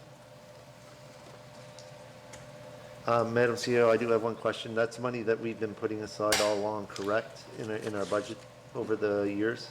No, it's the capital contribution that council have been saving towards. This Yes, the cap, that's what I 773 meant. is a loan. Yeah. It would be a loan. It would be Yes. bridge financing. Yeah, that's correct. Any more discussion on the motion on the floor? Question being called. All those in favor signify by saying aye. Opposed? Motion carried. Today's a good day. Another hurdle. But this, remember, this is going to regular council, so. All right, any more on that item, 8.3? Seeing none, there was an addition, item 8.4, the Good Neighbor Bylaw. Councillor Nick Hilton. Thank you, Mr. Chair, and this is more of maybe information for staff. Not that you're not already thinking about it, but we know that we still have significant issues with the containment of animals, especially in the Wellington area. Lots of cattle running all over the place. And in the Good Neighbor Bylaw, I think, so since I came on council, I was on the Fence Arbitration Committee for a short term, never had a meeting.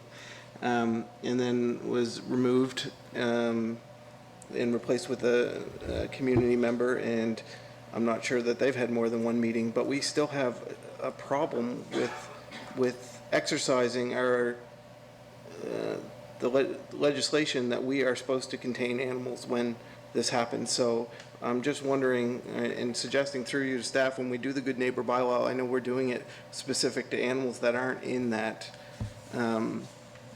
aren't in the fence arbitration legislation, but maybe there should be a separate section on how we are going to deal with animals when it is our responsibility, because we just seem to wait the week until someone finally takes care of it, and they're still running through the woods in Wellington. It's beyond. So I don't know, maybe the CA could mention that to Darlene, that we could have a specific section that, or a suggestion that we could have a specific section where the SPCA manages smaller animals, but we might have a plan for managing larger ones. Everyone wants a petting zoo, but no one seems to be quite willing to be responsible for their animals, so. So, Mr. Chair, I hear what Councillor Hilton is saying, and that's a suggestion. If there's a desire that council debate that from a regulatory framework, then I would need a motion. Yes, and I realized that. I was going to go to Councillor Durkee, and staff typically runs off motions of council. Councillor Durkee. I can make that a motion. You're going to have to be Well, more Mayor, specific than that.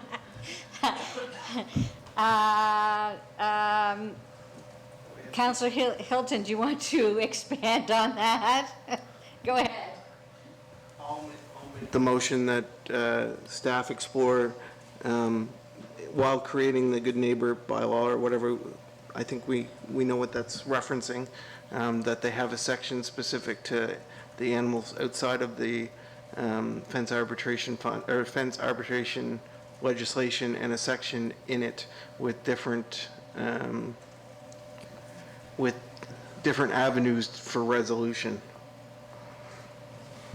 Okay, a motion on the floor. Do I have a seconder? Second by Councillor Daniel Allen. Discussion? I do have a couple questions. I'm going to move over to Councillor Durkee before I open my mouth. Thank you, Mr. Chair, and thank you, Councillor Hilton. Yes, I continue to receive phone calls about and pictures about the cattle that are running around streets and fields and et cetera, and chickens that are crossing the line.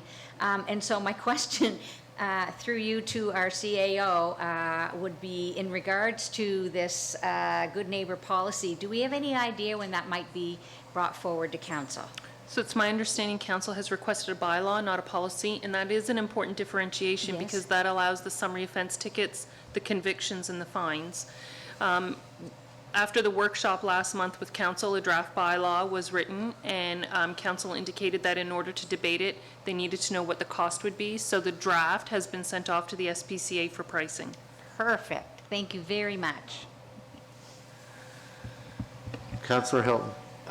Thank you, Mr. Chair. Through you, so with the motion on the table, I do not want it to hold up the draft legislation that's coming.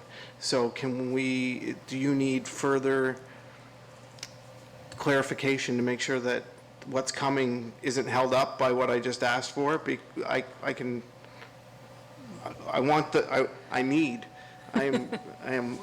we need the ability right now to deal with some issues. I have residents on the Greenville Road that are at wit's end, like seniors that can't get groceries out of their car because they're being attacked by geese. And it's not even a joke, that's the worst part. So that section of the bylaw, and then maybe ask Darlene after that to review the secondary request, but continue to bring that one forth. Is that possible? Sure, Mr. Chair, through you to Councillor Hilton, maybe just a small amendment to the motion, that is, that work be an early phase 2 amendment to an approved bylaw. So moved. Motion, an amendment made to the main motion, moved by Councillor Nick Hilton. Do I have a seconder? Seconded by Councillor Patty Durkee. All right. I had some questions, but I think I'm going to go back. We seem to be talking about two different things. We're talking about large animals, and then, am I not correct? And I'm going to ask the CEO, we're talking right now Mr. about... Chair, I think we need to vote on the amendment first, so that you can debate the motion that's on the floor, which is adding the phase 2. But I'm not sure if I'm in favor of either, whether it's an amendment or the main motion. So I'm probably going to vote against the amendment because I'm not sure that I accept the amendment. That's a great question, Mr. Chair. Could I just speak to that as a kind of a teaching point? So voting on the amendment in a positive way does not mean that a councillor would necessarily support the amended main motion. So if everybody is in agreement that the work would happen following dealing with the immediate issue, then the amendment would be in order for that councillor. And then you come back to the main motion and you discuss it as it's amended. Well, whether it's the main motion we're voting on or the amendment, I'm not sure I like the main motion, so that would mean that the amendment I don't like, so, regardless.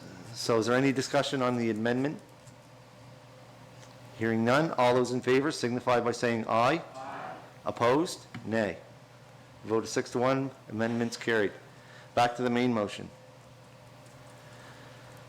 My problem with, I'm just trying to wrap my head around on the good neighbor bylaw that we're talking about, because I feel like we're talking about a totally different issue, because Councillor Nick Hilton, you brought up about cattle running across people's fields, and we do have legislation through the Municipal Government Act, and we do have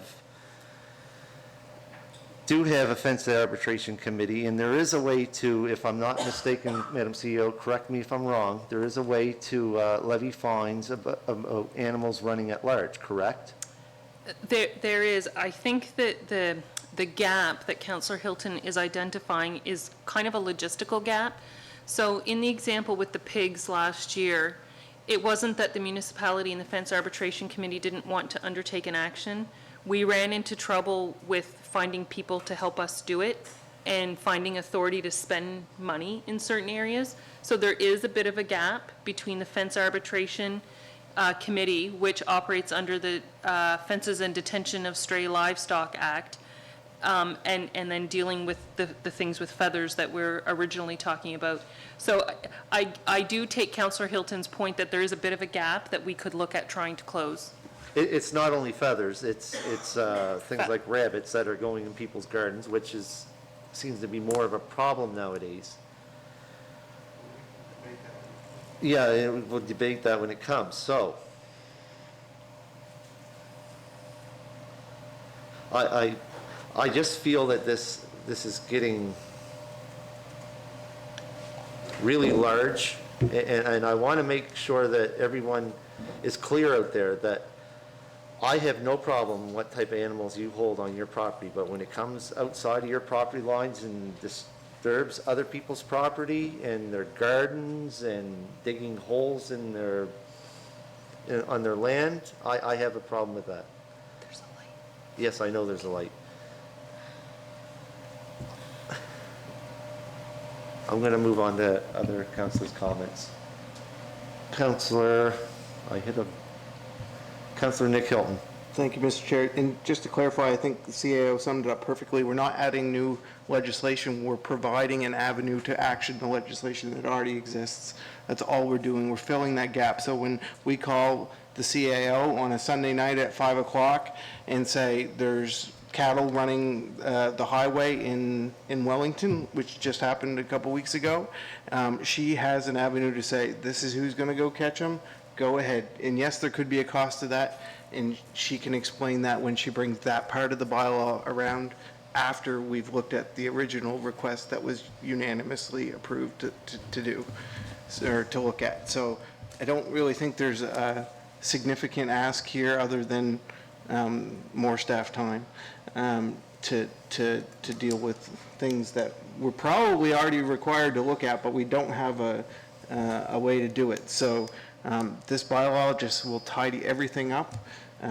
Some things will be dealt with by the SPCA, and I imagine larger animals might need someone else to do that, and staff can find that. Right now, we don't have those avenues. That's all it is. And it will come back for approval, or not approval. Deputy Warden.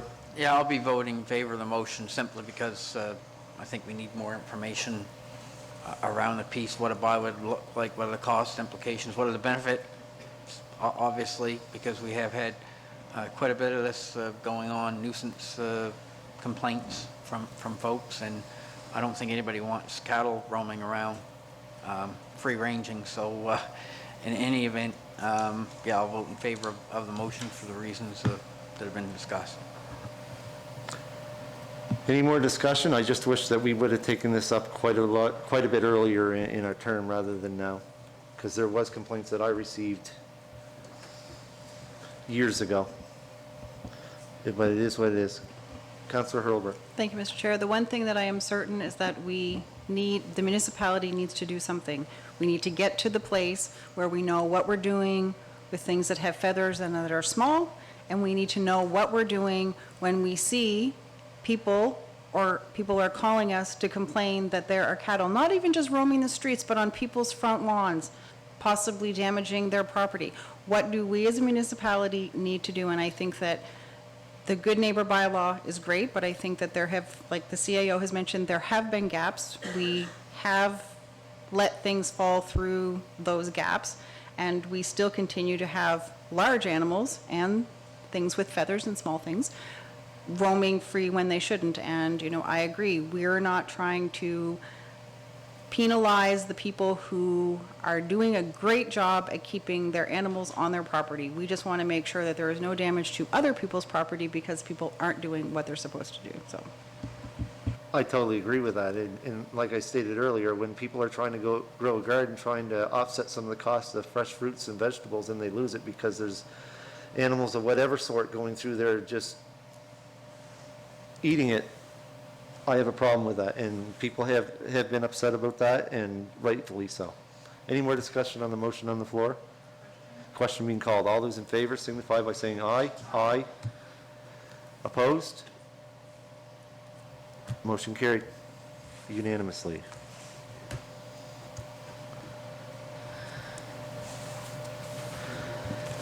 All right, moving on. Item number 9, October regular council meeting date. This will be the last meeting of this council for this term.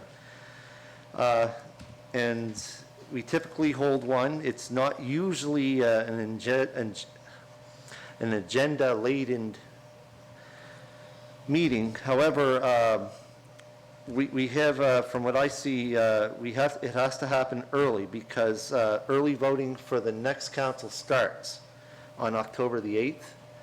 So I'm proposing to council that we meet on October the 3rd at 6 p.m.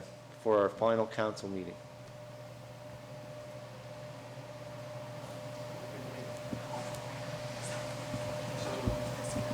So there's motion on the floor to make the next council meeting on October, our last council meeting on October 3rd at 6 PM, seconded by the Deputy Warden. Councillor Hurlbert. So is this committee of the whole and council? Because I seem to recall, and correct me if I'm wrong, that when we had this discussion originally, it was going to be committee of the whole followed by council.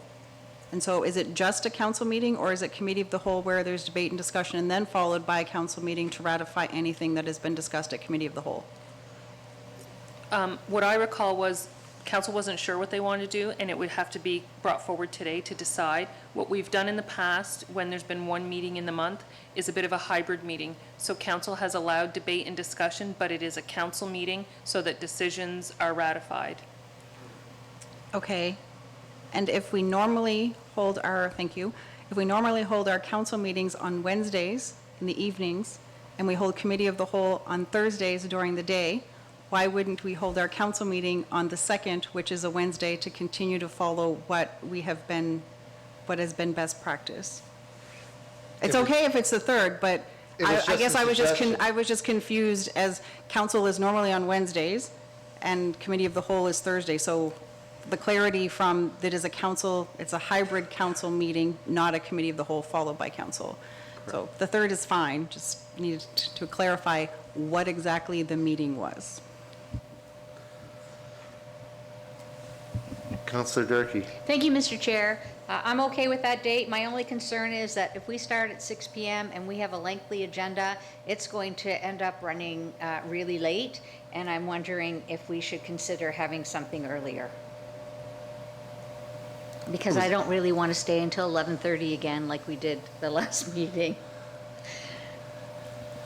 Remember, council meetings are determined on how often you want to speak and how long. If So you want, throwing it out, if you so the want to make an suggestion- amendment, that's fine, Councillor. It's totally up to council. There is a motion on the floor to go forward with my suggestion, but however, I'm open. It really doesn't matter to me. There's no motion on the floor. No, there's no motion on the floor? No. No, I didn't. Yeah, Oh, we missed that. Councillor Nick Hilton and then the Deputy Warden. Yeah.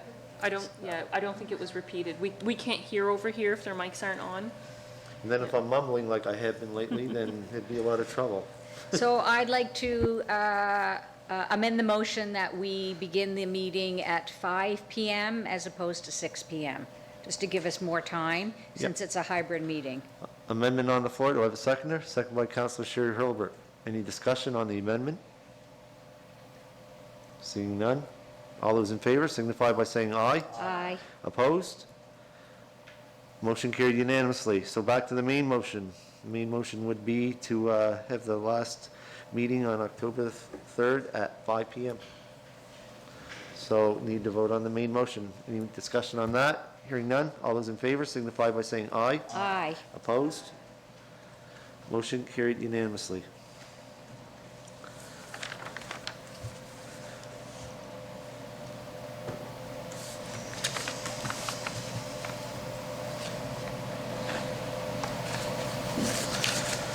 Next item, item 9.2, private road name request.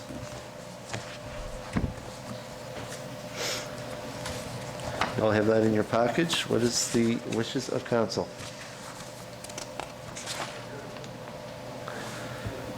Deputy Warden?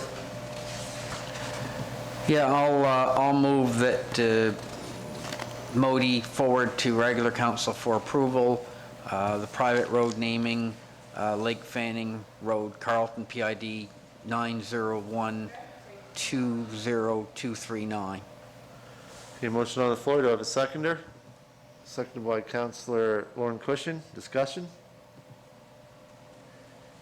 Hearing none. All those in favor signify by saying aye. Aye. Opposed? Motion carried unanimously. Item 9.3, amendments to the dynamic speed display sign policy. Madam CEO. Thank you, Mr. Chair. So couple of weeks ago, staff and some counselors were supporting a resident who wanted to make a request to have the speed calming sign installed. And that sent me down a rabbit hole, looking back in minutes from years ago to figure out how we could support the request. Long story short, Mr. Chair, there are a series of amendments that are proposed for committee of the whole's consideration today, cleaning up the policy and aligning with some minutes that had been duly passed and approved years gone by. So I will highlight them and I'll be brief. So adding a definition of a community group, just to clarify how a request can be made and from who.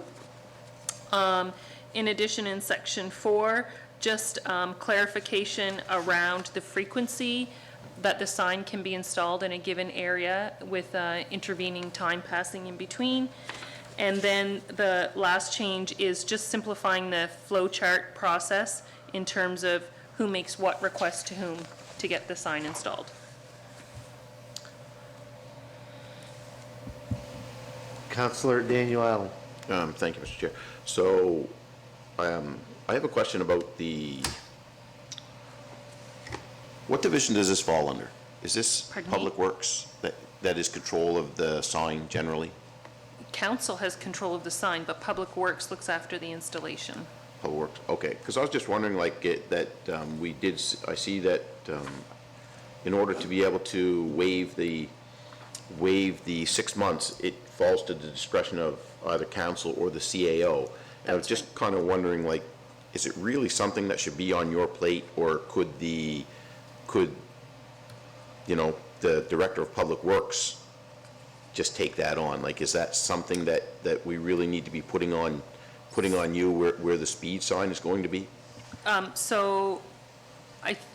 When the DSDS program was first presented to council back after the 2016 election, there were some presentations made on best practices so that the machine, the tool, would have the best impact possible in terms of calming speed. And one of the best practices is that the machine is not in place any longer than 2 weeks in any one location, and that there be a significant period of time in between. To move away from that best practice, it would generally be normal for the CAO or council to kind of agree to that. So the annual calendar for the DSDS machine is not developed by me. It's developed by the Public Works teams, and it's informed by feedback from the RCMP. I approve it every year. I say, that's okay, go ahead with that. That's my involvement in it. So to move away from a best practice that's been recommended by industry would typically come up to the CAO or council level. It is a public safety tool. Yeah, no, I realize that. I was just trying to say that, Yeah. It is a public safety tool, there's a schedule for it, and, we can waive it, but I didn't know if it had to actually go up to you. I mean, obviously, as you keep saying, you're doing hours and hours of research for us, and this is a speed sign, so I was just wondering if that was something that, instead of the discretion of the CAO, would have just fell to maybe the Director of Public Works, but that's fine. Yeah, we've never had an instance, Mr. Chair, through you to Councillor Allen, where we've been asked to waive the 6 month. It's never been an issue.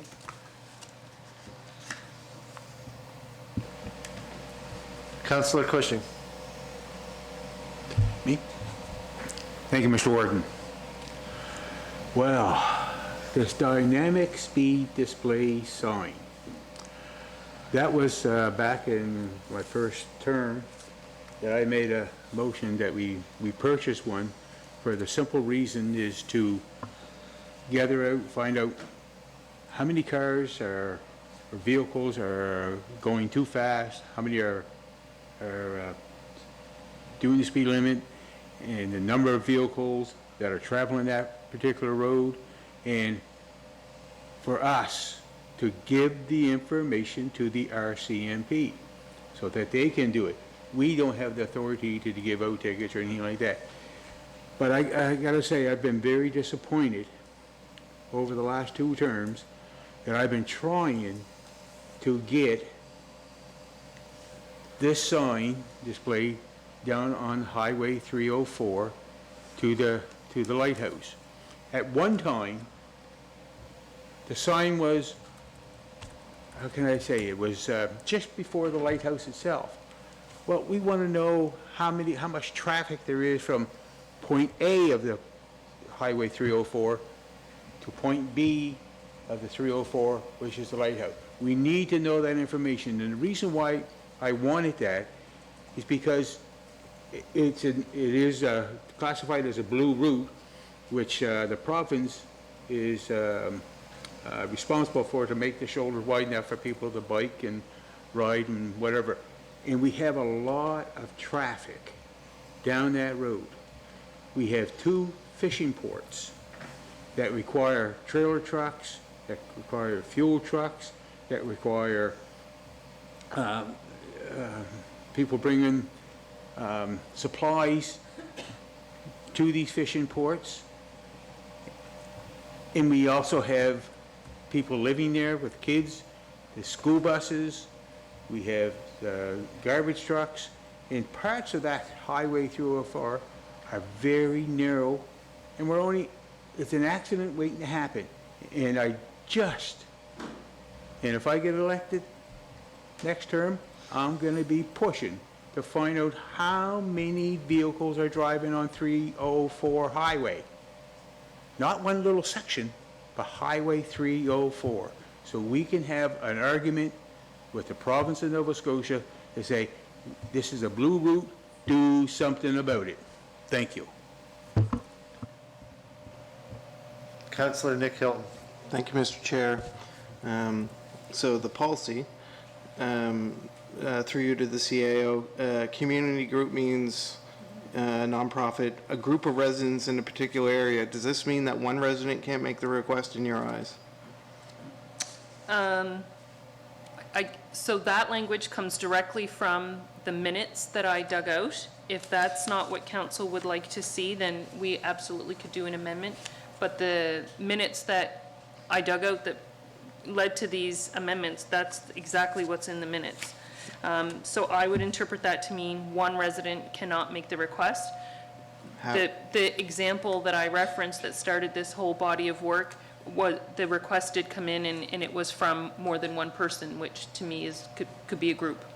So I guess I foresee that as a problem because there's no, well, and it specifically says non-for-profits, like in Rockville. I'm not going to have a request from a non-for-profit to put the speed sign in Rockville. It has to, in my eyes, identify individual can make that request. And on the flow sheet, like it says, community group makes applications to chief administrating officer.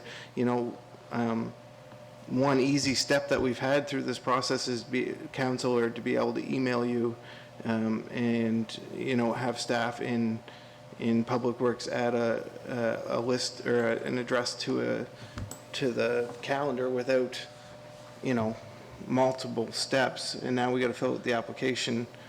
I just feel like we're making more work. It was working okay for councilors. For us specifically, when we have a request of an area where we're getting high traffic, can we still make a request as a councilor to you without it coming to council for a vote? It's my understanding, yes. All of those existing procedures and processes remain in place, but this is just providing clarity for a group that wanted to make the application not through their councilor. Okay. Yeah. So do I, through you to the CEO, do I need to make an amendment to add an individual that can make this request, or is it in here somewhere? There's no motion to forward this to council. No, there's no motion. But so the proper procedure for an amendment to the draft policy would be to make a motion to add in section 2 that an individual could make a request. Yes, so I'll make that a motion. So you're making a motion to move this to regular council with the addition of the individual request, correct? Like, sure, perfect. I'm just being clear on what you put on the table. Do I have a seconder? Okay, motion on the floor. I'm going to speak first. It's my prerogative. I remember back when we first made this policy, there was a concern of when individuals make a request, the next thing you know, and it's happened, is you get a complaint. Well, that's not where I wanted the sign. I wanted it on my front lawn. And that was the whole reason why we didn't have individuals at that time when this was first made. I remember that discussion specifically. And it has happened that the people has requested their counselor that they wanted a sign on X road, and then you get a call from the resident say, well, I wanted it on my yard. And that was the whole reason why we did not have individuals. I agree with changing the policy. I don't think we should have individuals because I don't want to go down that road again. And I've been down that road more than once. So as the motion sits on the floor, I cannot support it because I do not want that word individual. That's my own personal opinion. Councillor Patty Durkee. Thank you, Mr. Chair. I completely concur with Councillor Hilton. That's exactly what I was going to ask. There have been people I know in my district that have requested it through me, and they're not part of a nonprofit organization. There wouldn't be a nonprofit organizations in some of the areas that they're being placed. So, you know, if someone lives in Darling, on the Darling Lake Road, and there is repeated speeders, then that's why they've done it. So I agree that a person, and maybe that's part of the amendment that should be made to the policy, that a person can request a specific area, but not a specific location in that area, or specific address might be the wording. Yes, we can't base it on nonprofits, because that's just, I don't think that's, I mean, they can request it, but I don't think that's what we're trying to get to. Councillor Lauren Cushing. Thank you, Mr. Warden. And again, I think if a councillor of a district asks to have this speed sign, oh yeah, there you go, dynamic speed display, we should know about it. We should be able to have it approved, and we should have the say from a resident who has contacted you in requesting that and about the speed limits and so on and so on and so on, that we should be able to have it done, number one. Number two, once this dynamic speed display is in place for a 2-week period, we should get some type of report of what did it find. I've never seen a report. Maybe I missed it, or whatnot, but I've never seen a report on, I'll pick on Highway 304. I've never seen a report that we had X number of vehicles driving on Highway 304, and so on and so on and so on. So, thank you. Thank you, Mr. Chair. Go ahead, Councillor Herbert. Couple of things. As a councillor for District 3, I have never had an issue when I have asked, I think, on 2 occasions, one 2 years ago and one last year. Dates might be wrong.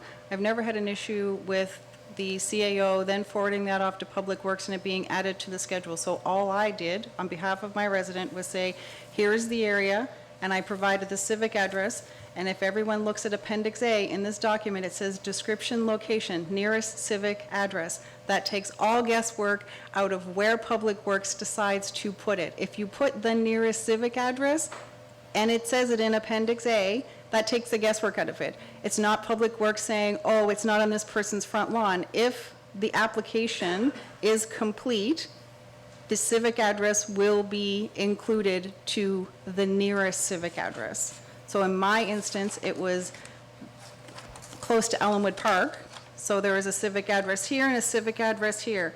And my request was, somewhere between these 2 civic addresses, please put the sign. And that was followed through. So I'm not sure, maybe we just didn't read all of this document, but it's clear to me that when we or an individual asks, it's the nearest civic address. So if that individual wants it on their front lawn, they would put this civic address of where they live. And that would take the guesswork out of it for the CAO and Public Works. And if either of them had a question, I would think that they would just come back to the person who made the application or made the ask to ensure that it was in the right space. I think we're just making a big deal about nothing. Councillor Hilton. Thank you, Mr. Chair, and I'm voting for the individual, but through you to the CAO, it does not say anywhere in here that a councillor can make a specific ask. It says that it kind of has to go to council, and I don't think that those requests need to come to council. So should I amend it to include language that says an individual councillor can make an ask through the CAO? In section 4.1.1, it reads, each year the CAO will develop an annual program outlining locations and schedules for the use of the sign. The program will be informed by consultations with RCMP, municipal council, municipal strategies, and programs requiring data. Consultation with council to me is an email from a councillor. Okay, perfect. Thank you. Any more discussion on the motion on the floor? Question being called. All those in favor signify by saying aye. Aye. Opposed? Nay. Please record my name. I seem to be quite cantankerous today, don't I?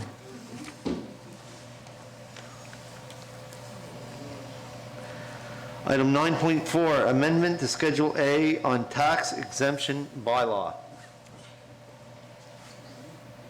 Councillor Allen? If you don't mind, I'm going to excuse myself. I have a work commitment I've got to be at, so Yep. before you get into this next thing, I'm going to excuse myself. Good enough, thank you. Okay, thank you. Please note in the minutes, Councillor Daniel Allen excused himself at, what time is it? 4:50. He did notify me of that earlier, so.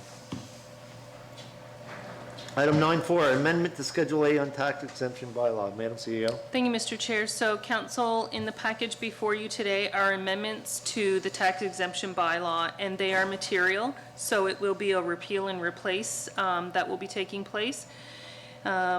Recently, council approved the sale of the Port Maitland Fog Alarm Building under certain terms and conditions to the Port Maitland Light of Hope Society. One of the terms and conditions was that the property assessment account number 03390071 would receive a complete tax exemption under the authorities in the MGA in this bylaw. So that's an update to Schedule A. When we pulled the bylaw out to make the amendment, we did actually note that there were two exemptions provided for in Schedule A that are no longer relevant, and they're in relation to the Cape for Shoe property from the time when the Friends of the Yarmouth Light operated the property on behalf of the municipality. So the amendment includes striking assessment account number 03390152 and assessment account number 1184709 and adding 03390071. Deputy Ward. Yeah, I'll move that the Municipality District of Yarmouth forward to regular council for approval tax exemption bylaw T-082-24 circulated. Motion on the floor, have a seconder. Seconded by Councillor Patty Durkee. Discussion? Hearing none. All those in favor signify by saying aye. Aye. Opposed? Motion carried unanimously. Item 9.5, short-term rental zoning confirmation status update with Derek Robertson. Just hit your mic. Deputy Warden, I got to run just for a quick second, so if there's anyone that needs any questions, I'll be right back. Oh, hit your red button.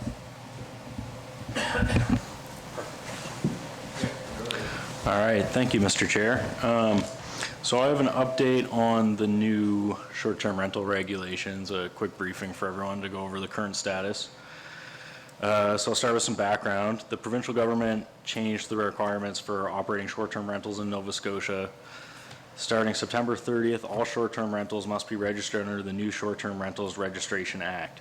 The province defines short-term rental as any dwelling, accommodation, or room that is intended for temporary lodging and rented out for a period of 28 days or fewer at any point during the year. This registration process requires a certificate of municipal compliance confirming that the short-term rental complies, at a minimum, with the municipal land use bylaw. So that brings us to our municipal policies. So the short-term rentals fall within MODI's land use bylaw definition of accommodations. which is the provision of a building, buildings, or part thereof to a single party or group of the traveling public for payment or compensation for a period of 28 days or less, and may include but is not limited to tourist facilities such as hostels, motels, hotels, bed and breakfast establishments, an entire home, individual room, cottage, cabin, geodesic dome, or yurt rentals.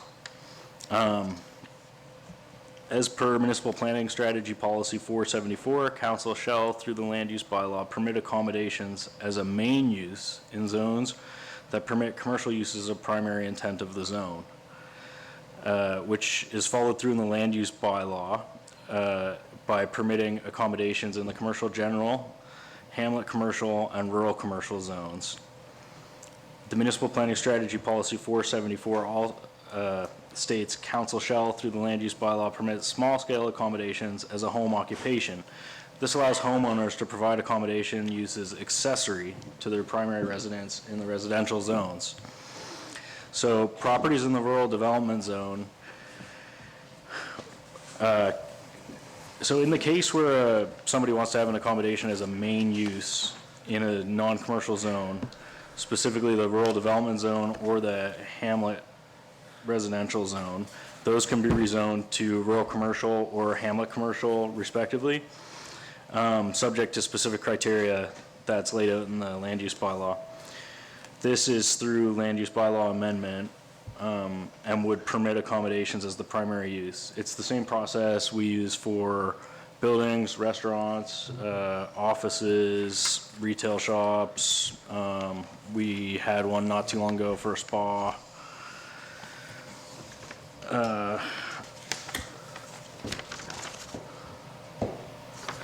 So the current status of the request for the letters, we've had 22 requests for certificates of municipal compliance so far. They fall into sort of three broad categories. One of the requests was for a traditional tourist accommodation, already zoned rural commercial, which is permitted. 8 of them were for home occupation accommodations in residential zones, which are permitted. And then we have 13 that are dedicated short-term rental properties in residential zones, and as such are not permitted by our land use bylaw. Of the 13 not permitted, 11 are in the hamlet residential or rural development zones and could be eligible for rezoning through a land use bylaw amendment. The rezoning process requires a report to PAC, a recommendation from PAC to council, first reading, notification of neighboring properties. It's 500 meters in all property owners within 500 meters of the subject property in rural areas and 300 meters for serviced areas in hamlets. So in rural development, 500 meters, in hamlet residential, 300 meters. After that notification takes place before the public hearing, so there's a public hearing and then second reading to complete the process. The rezoning process is never a guaranteed success. However, generally when the proposed development has a minimal impact on neighbors, history indicates that the application is more likely to be successful. Changing a property from a residential use to a commercial use, of those people that I've talked to that would require rezoning and are eligible, at least 3 of them have indicated that they are interested in going through the process. In conversation, they have agreed that they're ultimately running a commercial business on the property and that it makes sense to require commercial zoning. Changing a property from residential use to a commercial use also changes the tax rate. Modi's residential tax rate is $1.18 and the commercial tax $2.17. It's important to note that it is the use that determines the tax rate, not the zoning. If commercial accommodations were permitted in residential zones, the property owner is still supposed to get a development permit for a change of use from residential to accommodations, which would change the tax rate the same as if it were in a commercial zone. There's been some misinformation and exaggeration online. For example, stating that short-term rentals were only allowed in a narrow strip in the Dayton-Hebron area. While it is true that this is the only area where they are permitted as of right, if not under home occupation category, it completely overlooks the rezoning option. The option to rezone rural development and hamlet residential properties to commercial zones is central to Modi's municipal planning strategy and land use bylaw. In approving the MPS, council predicted future commercial needs and therefore adopted policies accordingly. It allows flexibility of uses under the discretion of council as recommended by PAC with appropriate public engagement. Tourism is an important part of Modi's economy, and there is no denying that the accommodations play a central role in supporting the tourism industry. However, it is also important to note that there is a housing crisis. Any dedicated accommodation serving as the main use on a property is one less host available as long-term housing stock. These new regulations have been introduced by the province in part to provide municipalities with a mechanism to prevent potential long-term housing stock from being used as short-term rentals. In addition to the zoning matters registrants are working through, there are concerns about what will happen from the compliance perspective after the September 30th, 2024 deadline. So, next steps, generally, allowing accommodations as a primary use in the additional zones would require amendments to both the municipal planning strategy and the land use bylaw. These amendments can be done concurrently, but municipal planning strategy and land use bylaw amendments require a recommendation from PAC, first reading from council, a public hearing, a second reading, and on top of that, the municipal planning strategy amendments require a public participation meeting before PAC makes its recommendation. From that meeting, an additional report is prepared and influences the final report that goes to PAC on the subject. It also requires notification to neighboring municipal units within opportunity for them to provide feedback before second reading. Municipal staff are already working on a PAC report outlining the options moving forward. The report will outline all the options available to the municipality. Different levels of public participation will be required depending on which council ultimately it chooses to move forward with. This analysis will include the potential use of Section 219 of the Municipal Government Act, where council may, under circumstances, amend the land use bylaw by way of motion. The province has indicated that short-term rentals currently seeking confirmation of compliance will not be the focus of enforcement. Property is currently working to achieve compliance may be granted some grace time. The province has also indicated that properties which may come into compliance as a result of ongoing municipal planning strategy and/or land use bylaw amendments may receive similar treatment. Given there is not an imminent risk of regulatory or financial implications to the 22 property owners who have come forward to request a zoning clearance letter, it is not recommended that any action be taken by council at this immediate time.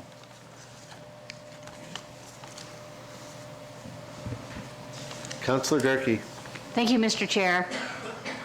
Lots of information there, Derek, but I still have some major concerns. I think we have a problem. I don't think that there was ever a concern about allowing Airbnbs in our community. I feel that, personally, I feel there's a mistake there in our land use planning. I know that we had discussions about Airbnbs and that we were in favor of them because, quite frankly, we had a whole discussion about the levy and everybody agreed to the levy that we're trying to put forward in order to essentially raise money for marketing for our tourism industry. So the question I have is, what do we do in the meantime? We have Airbnb owners who have bookings into October, November, December. They can be fined, according to the province. They can be fined $1,000 for running a facility that's not registered. So how do we fix this? Because that's, to me, this was not the original intent of council to say restrictions. Yes, I know there are housing issues, but a lot of these places are summer-only facilities or 6-month, 8-month seasonal places, and they're all in residential neighborhoods by lakes, et cetera. And I don't believe that they should have to go through the whole process of rezoning when we had already discussed that they were supposed to be allowed. The Argyle and the town discussed this a long time ago and already agreed to it. So where do we go from here? Because we do not want to see, first of all, people having to cancel reservations that they've already made. Now, you did mention something about the province wasn't going to follow through with enforcing it. So have they agreed that they're going to give us some time to resolve either our bylaw and change that, or the fact that people would have to apply for development agreements? Through you, Mr. Chair, the province is holding bi-weekly updates or discussions with multiple municipalities on this subject. Indicated at the last one that they would be agreeable to a situation where if a municipality chose to update their land use bylaw and/or municipal planning strategy, they would be agreeable to holding off on enforcement in that municipality, knowing that something may be changing in the future to bring these into compliance.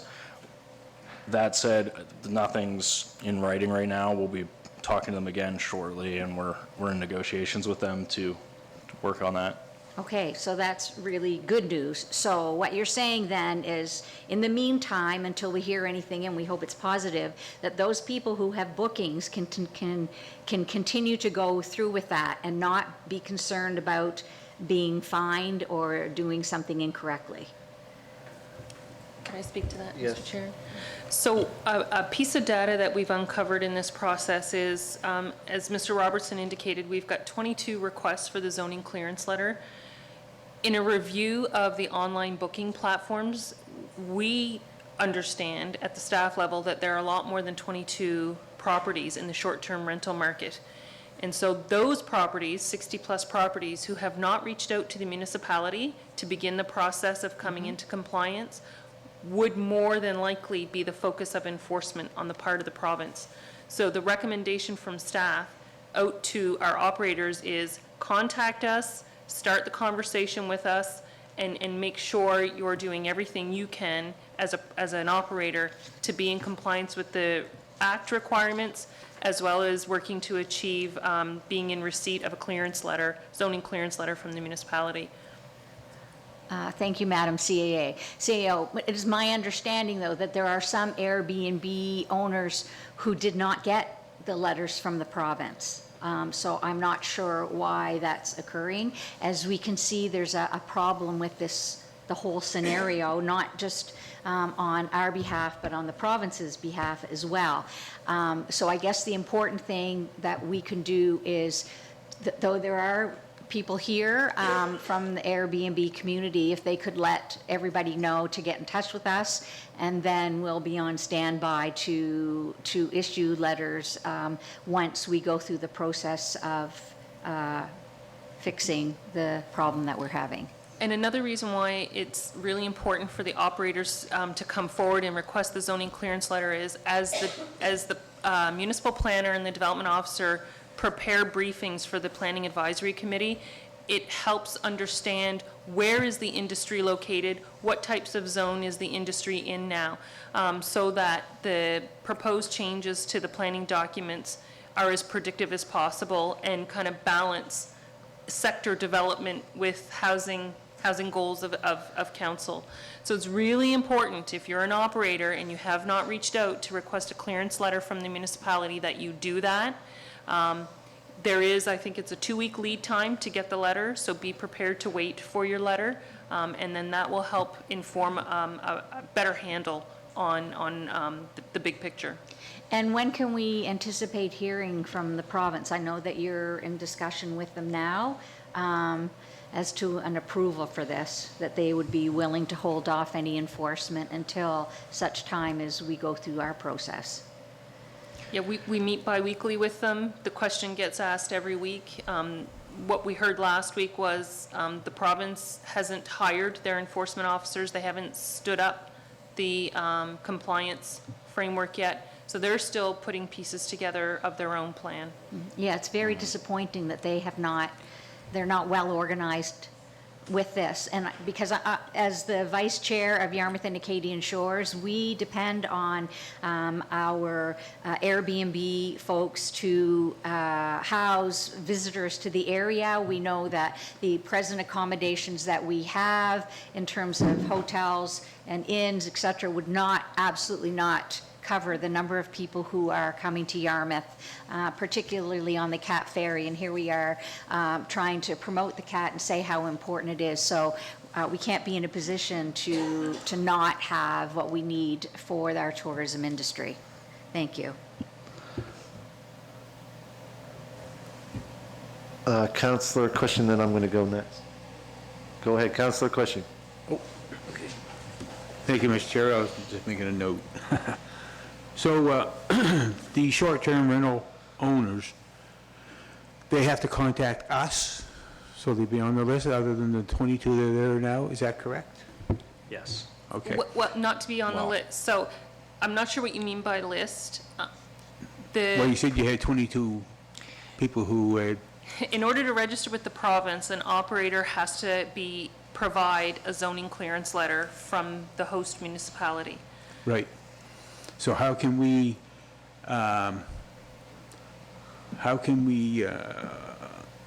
let the short-term owners who haven't had a request to let them know that they should contact us? Well, it's not a municipal responsibility. So the legislation, the registration legislation is provincial legislation, and it's the province's responsibility to make sure that they communicate their regulations and their legislation to Nova Scotians. Do we have do we know that the process they have of doing this, reaching out?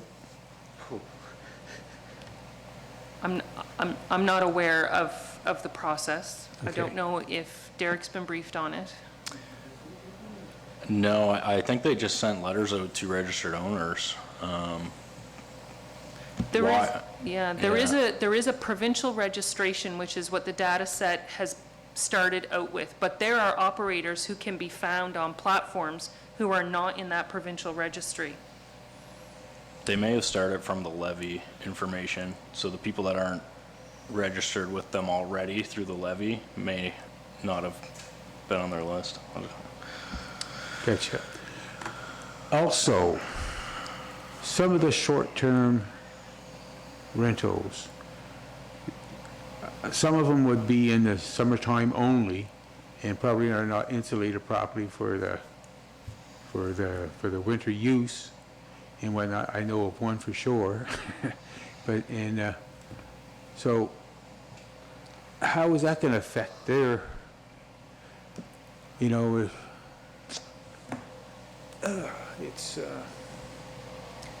So I guess the municipal issue is, it's two questions. Does a caller meet the current planning framework? If they do, they receive a zoning clearance. If they don't, then that becomes part of the analysis that staff will be providing to the PAC at the meeting in September. That's really the municipal involvement. The municipality is not responsible for regulating the sector or for providing operating permits or providing a registration on behalf of the province. There's no municipal involvement in those areas. okay, interesting. So one of the questions I had was I was going to ask the PAC meeting that's scheduled for 17th, Tuesday the 17th. Tuesday, the 17th.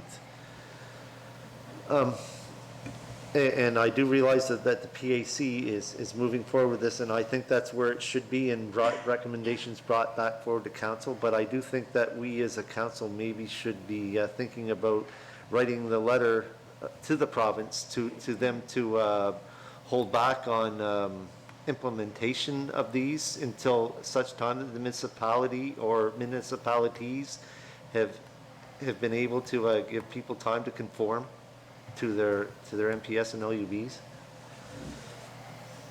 because the CEO had mentioned that you're in contact with the province. Now, I'm wondering if a little bit more weight would be had if the motion come from council or a letter come from council in that regard,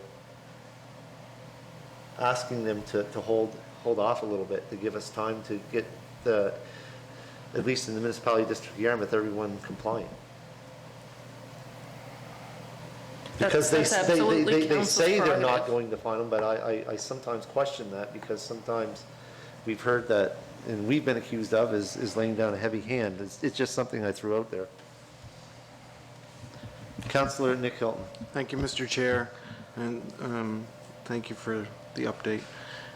So I guess for me, it's all about the risk to our residents, the cost to our residents, and I do, from your presentation, it's much bigger than I was thinking it was for a fix. So I have no problem with the timeline to stretch it out to make sure that we're doing our due diligence, to make sure that we're covering our side and their side. And, you know, the end result may be that we add those additional zones. Who knows?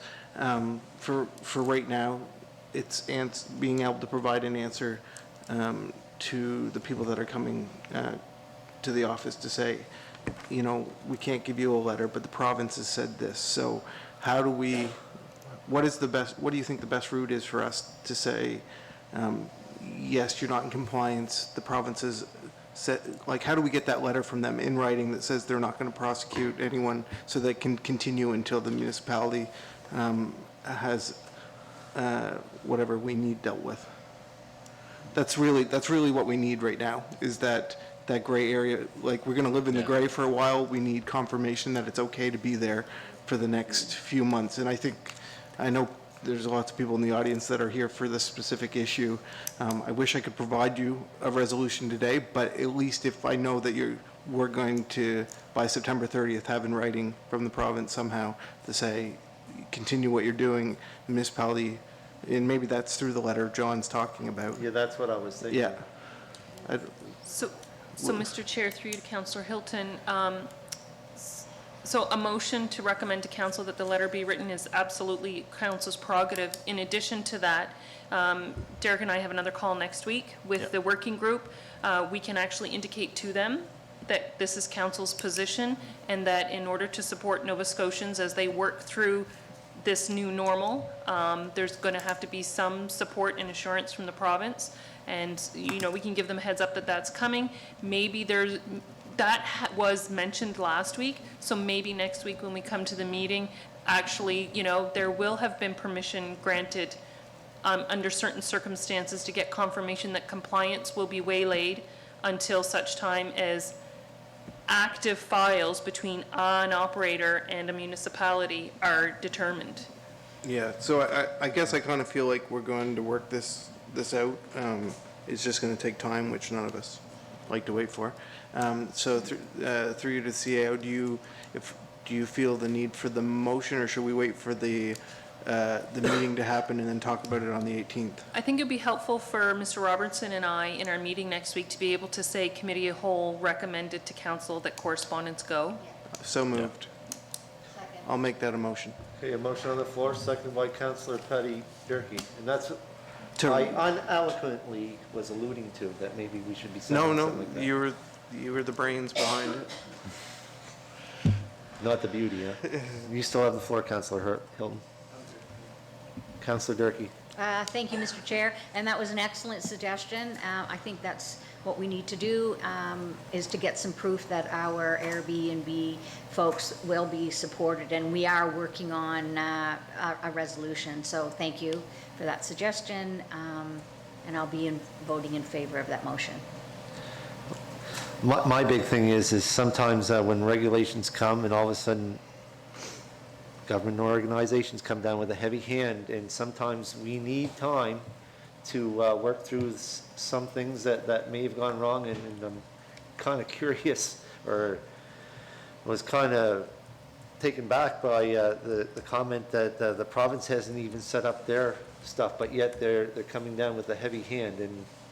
But I think with us going on record to the province, give us some time, give our or Airbnbs and organizations like that, give them time?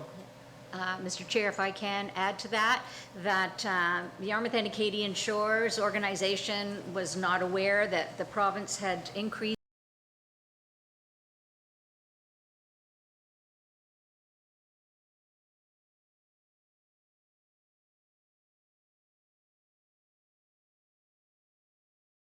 recently decided to do. So they asked for the increase, that I wasn't aware of that either. No. Yep. Okay, any more discussion on the motion on the floor? Hearing none, all those in favor signify by saying aye. Aye. Opposed?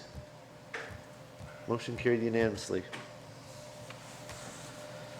All right, thanks, everyone. Item number 9. Public comments. Sorry, number 10. We have 2 up here. Just be reminded, everyone, that you get 3 minutes each. There's 2 names up here. Please keep it within the purview of the municipal government and council. Comments be directed to the whole of council and not individuals. And that if you have any questions for council, that it be sent to us via written correspondence. So the first one up, Faye Muse.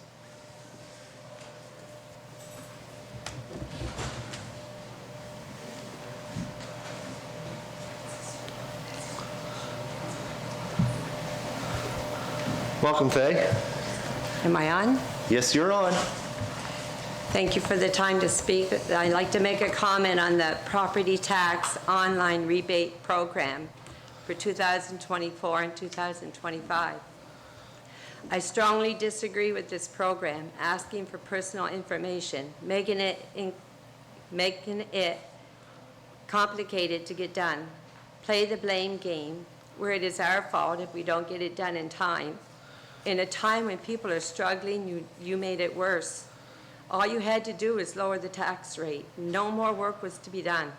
No mailing out letters, equal for all people who own a home, no processing costs, no personal information. You had the chance to do the right thing. You messed up big time. I'd like to thank you. Thank you. Next one, Kevin Jarvis.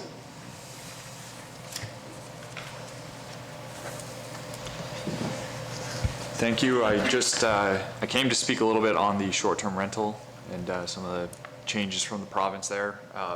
Before coming to listen in, it sounds that you're all kind of in favor of Airbnbs. That was maybe unclear to some of the people that we represent. So I work with property management, and this affects some of our clientele. They almost feel as though it might be something that comes from the municipality, but I now see that's more provincial. I do just want to note, and many of you have stated this, so maybe echoing that, a lot of the people that we work with, these are summer homes. These are homes that they're only occupying for a percentage of the year. It's not going to help with regards to the housing crisis. I also do help with long-term management. They're not going to be opening up their homes for long-term rentals. This is a way that they can share their home with people who want to come and see the province, who want to come and see our area. It's going to affect our tourism for sure. These are people coming and staying in nice areas with disposable income. They want to come and see the area. So I think that everyone kind of here is for that. So it's good to see that. Just please consider those things when you're making some decisions with regards to this. Thank you. Thank you, Kevin. All right, that comes to the end of the regular council agenda. Before I make a motion to go in camera, I'd entertain a motion to go on recess for 5 minutes before we continue. We didn't know we had to sign a list this week. Unfortunately. What I can say is, so there's going to be lots of time for public to provide comments, to participate in public hearings and public participation meetings. So if somebody didn't realize that in order to participate in the public comment section of the committee, the whole agenda, there is going to be lots of time to be heard. This time of this is very critical, so do we just make that shift in this meeting? Even then, I'll hold them up. It's highly irregular, Mr. Chair. Yeah, that would be a decision of council. If you want to preclude my directions as per our, Is there a motion on the floor to recess, Mr. Chair? no one made the motion to recess yet. Nobody made it, okay. That's council's pleasure. Deputy Warden? Mr. Chair, just by motion, just to clarify, that the list of citizens slated for public comment session be determined by the chair of the meeting by a method of their choosing.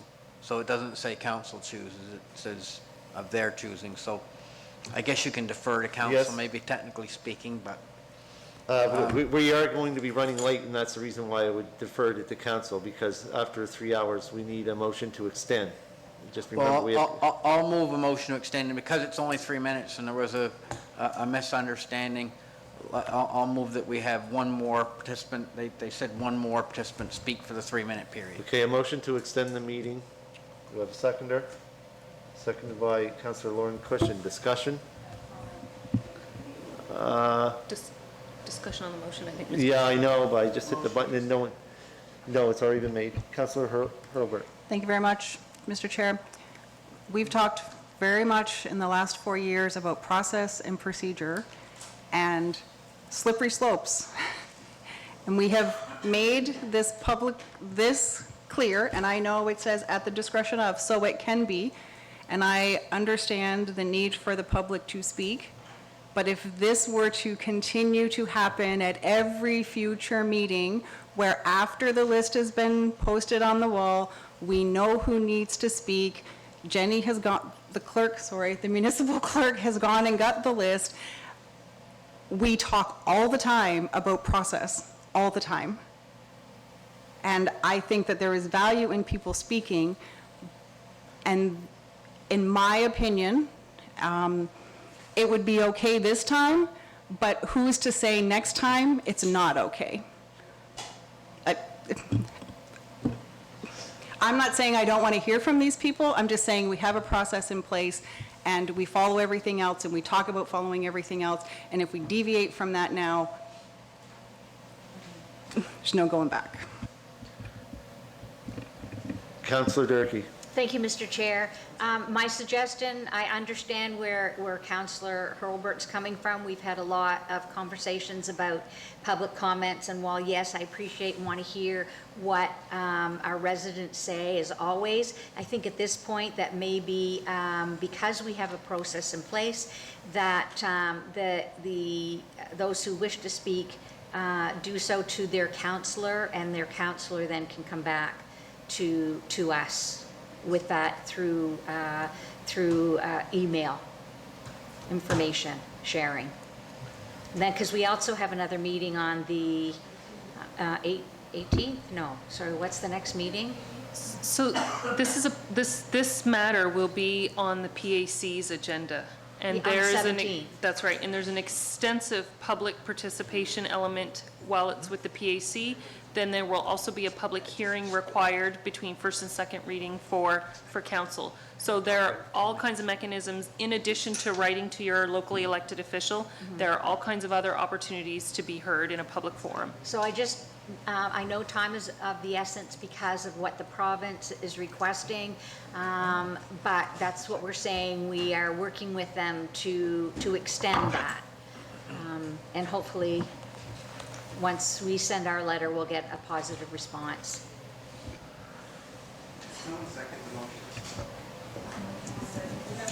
Lauren, yeah. Okay. Councillor Hilton. We've already debated this for more than 3 minutes. I'm in favor of it. Question. Question being called on the motion on the floor. All those in favor signify by saying aye. Aye. Opposed? Nay. It's fine to vote. I voted in favor. What's your vote? I was trying to look around. I got a call for the... Okay, voted 4-2 in favor. I didn't see everyone's hand or hear everyone. All right, Thank you. 3 minutes.